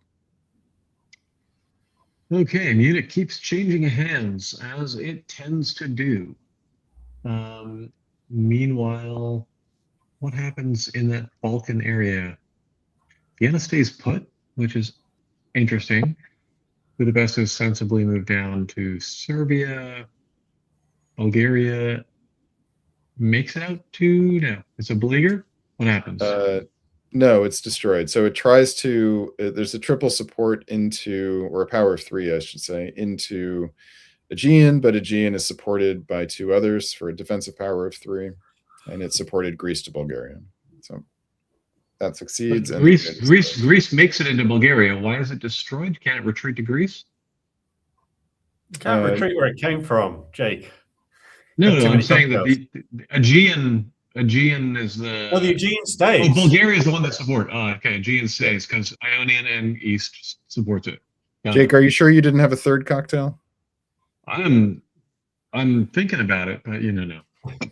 Good. Bulgaria's dead. Makes sense. Look at Justin's orders in the north. Maybe he's had a third cocktail. He's got St. Pete to Sweden and Bothnia to Norway. Yes. Perhaps he got those reversed. In any case, Sweden gets convoyed into Livonia. So this is an international convoy. So Justin, Berlin also doesn't support Munich to hold. So lots of curious tactical. Yeah, Justin again is doing nothing with his units in the south. Yep. So maybe Justin has had some cocktails. Fall of 1903. Let's move forward here. Jake, to you. Okay, we got a bunch of fun maneuvers. Livonia walks into Warsaw. Bothnia follows up into Livonia. Not a great place for your fleet, but it's a place you can be. Ankara, and you trade for the Black Sea. I don't understand what's going on with Justin's moves. He's a lot of juggling. Fun. Walked into 2 centers of Turkey, and he had England walk into 2 of his centers. Yeah. Is that a good thing? Is that intentional? That's not great. We have lost the dipcast. I have a little concern that the power might have gone out at the place where the this may be a problem. Where is dipcast being hosted from? From Florida. I have not yet. Yep, I have not yet had a chance to move the that computer up. Looks like we're getting it back. Give me a minute. You guys can wax lyrically about the news that you the audience.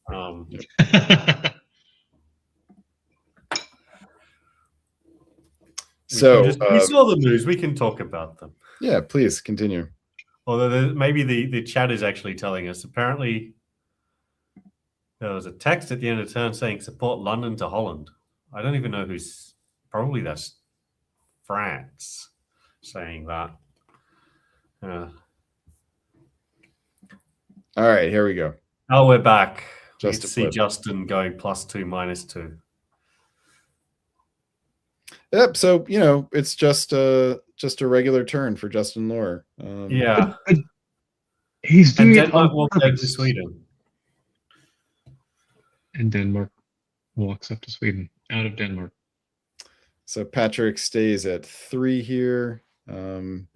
We do have Portugal going to Mid-Atlantic for what it's worth. So the net result does mean it's a Western triple. So it's a matter of principle. Classic Western triple. So Wild goes +2 here, thanks to picking up Warsaw and St. Petersburg. France goes +1, thanks to Munich. And Justin Lohr, of course, stays even. We get 2 more armies from England. Can England top a board without ever building a fleet? By the looks of it, yes. It seems to be possible, yes. All right, and we have a fleet in Marseille. So France is set up to make a move into the Med if they want to.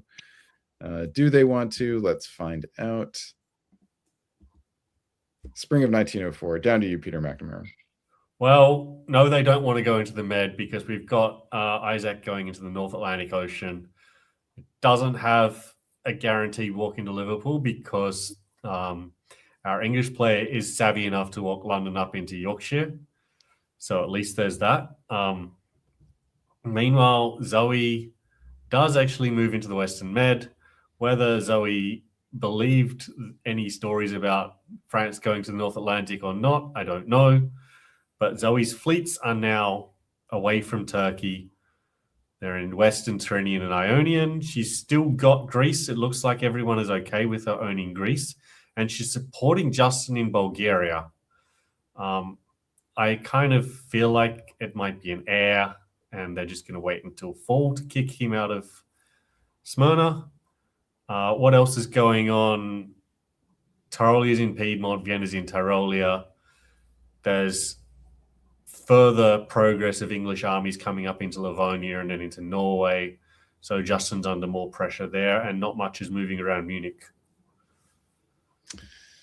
This is a delightful board.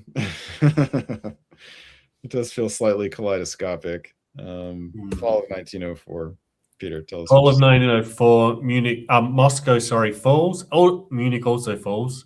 But I was looking at Moscow when I said that. So Moscow is now English. The French adventure in the North Atlantic Ocean lasted a total of 1 turn. It's come back down to the Mid-Atlantic Ocean successfully, as it looks like there's a full-fledged battle between Italy and France right now. Austria, Italy, and Russia all decide.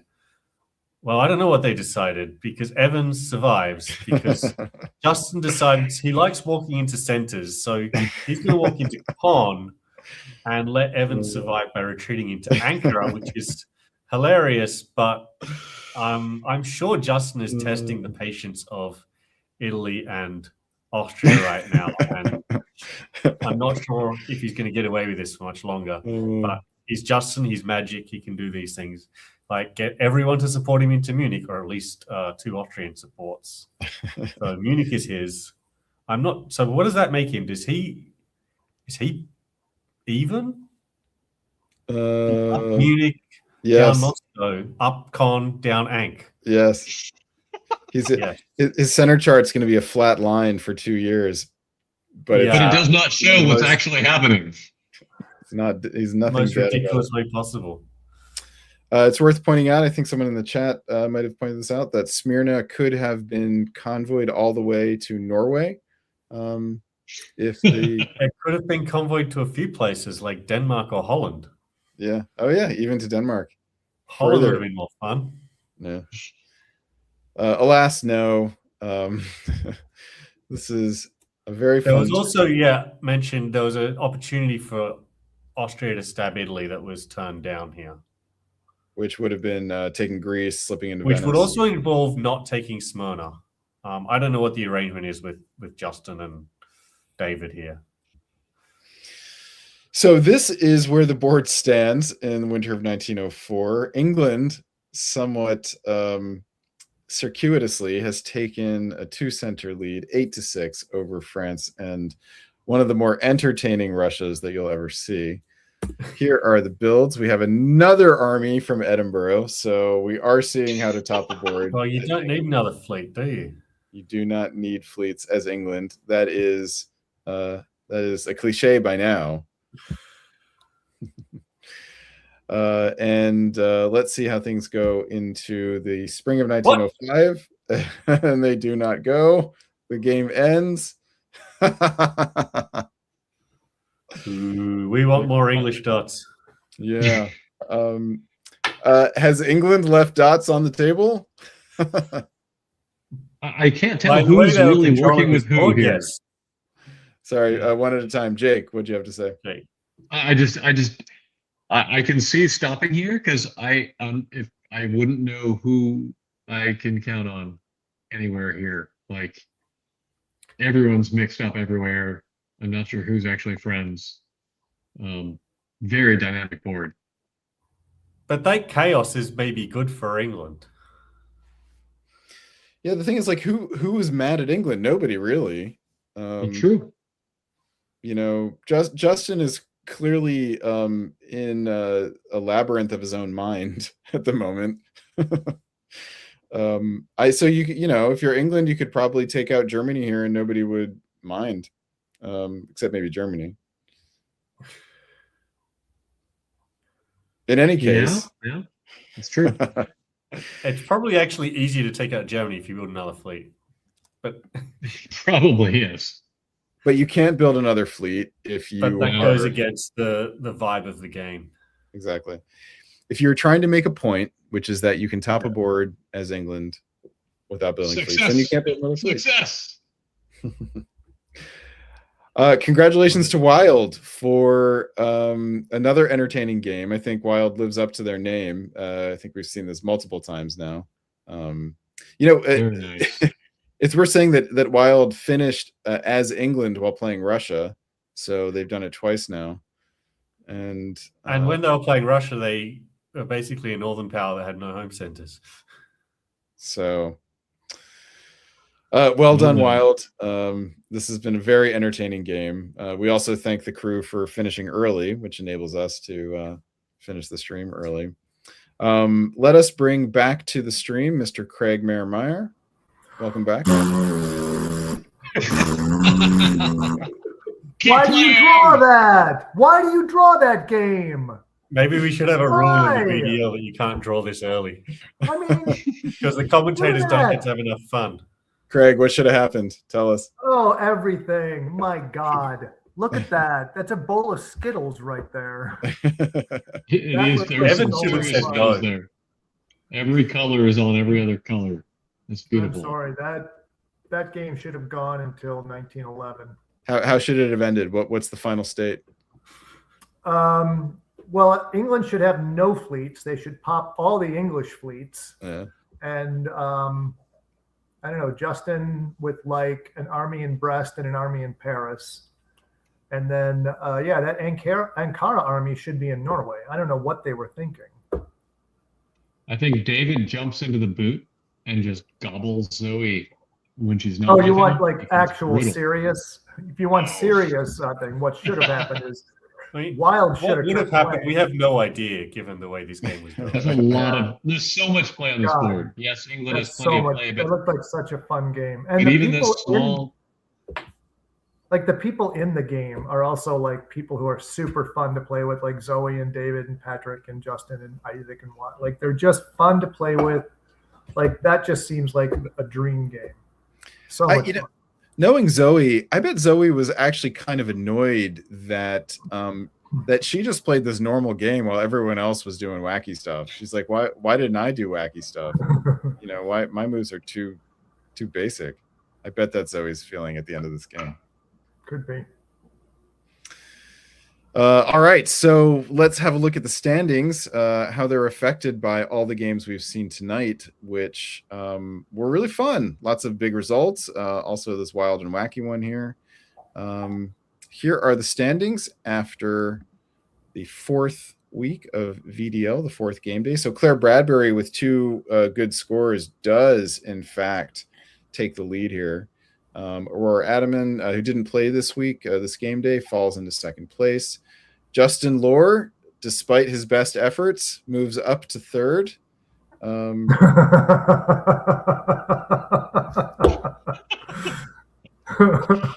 Wild makes it up to fourth. Well done, Wild. Jason Gray, I think, drops a little bit, and Ben Kelman sort of creeping up here, despite missing out there. Still in position to make this top board. Thomas Orr, who we didn't see, David Seymour playing around here. Julian Wellman with that big 140 points moves all the way up to ninth. Really well positioned now to make a move into the top board spots, possibly even for that number 1 spot. Julian, do that another time or two, and you will be in the running for the number 1 seed here. And then we've got Bazandag in the top 10 here. Really fun game day. I think this sets VDL up for some entertaining gameplay through the middle of the season here. All those games were amazing. Like that's what I was talking about earlier. Like the level of play in these VDL games is amazing, and they're so much fun. I'll give Jake and Peter also a chance to comment on what you've seen tonight and how this sets VDL up for the coming months. Jake, we'll start with you. Very dynamic play. I love all the stuff just moving everywhere. None of this like boring old. There's solid alliance play, but alliance play that's super dynamic. People just reaching across the lines, wrapping around each other. Some good fun stabs for position. I really like stabs when you don't have anything right out of the gate. You just stab, and you got to keep moving 3 more seasons before you can just take a 14 center without having taken, a bunch of the other person's dots. You just kind of keep moving slowly on up. That's it's foresight. I like it. A really solid play. Jake making the argument for the drama of delayed gratification. Oh yeah, I love that patience. Claire's playing multiple games are just like this, like slow and steady, and just don't worry about me. I'm just gonna do what I gotta do. Very good. Very nice. Julian's drawing turkey does. If you're a patient player, that's a good one to draw, because you can be patient in Turkey. Like Austria, patience isn't so rewarded. Yep. True. Claire's play tonight makes me think of the movie It Follows. You guys ever see that? Great independent horror movie from a while ago, and it's just this. There's this menace that's just always coming for you. Is really slow. Just walks really slowly, but it never stops. Claire Bradbury. Peter McNamara, what are your thoughts on what you've seen tonight? I'm just glad we got 5 interesting dynamic games. It's great that the hobby's producing sort of interesting play. The one thing we don't want to ever see is sort of things getting stale and being all the samey. So it's exciting to see also a bunch of players that I am less familiar with do well. So very happy. Yeah, it's worth pointing out that the first game ended in a 12-12 draw, which clearly had arrangement to it. There were players who decided this is the result we want and we're going to make it happen, and they did. And the other 4 games did not have that. They all had people making moves and going for it, and that's fun to see. And that sets up exciting game days for the rest of the season. All right, gentlemen, we are men of a certain shape, and we have made this VDL game day, this 4th game day happen.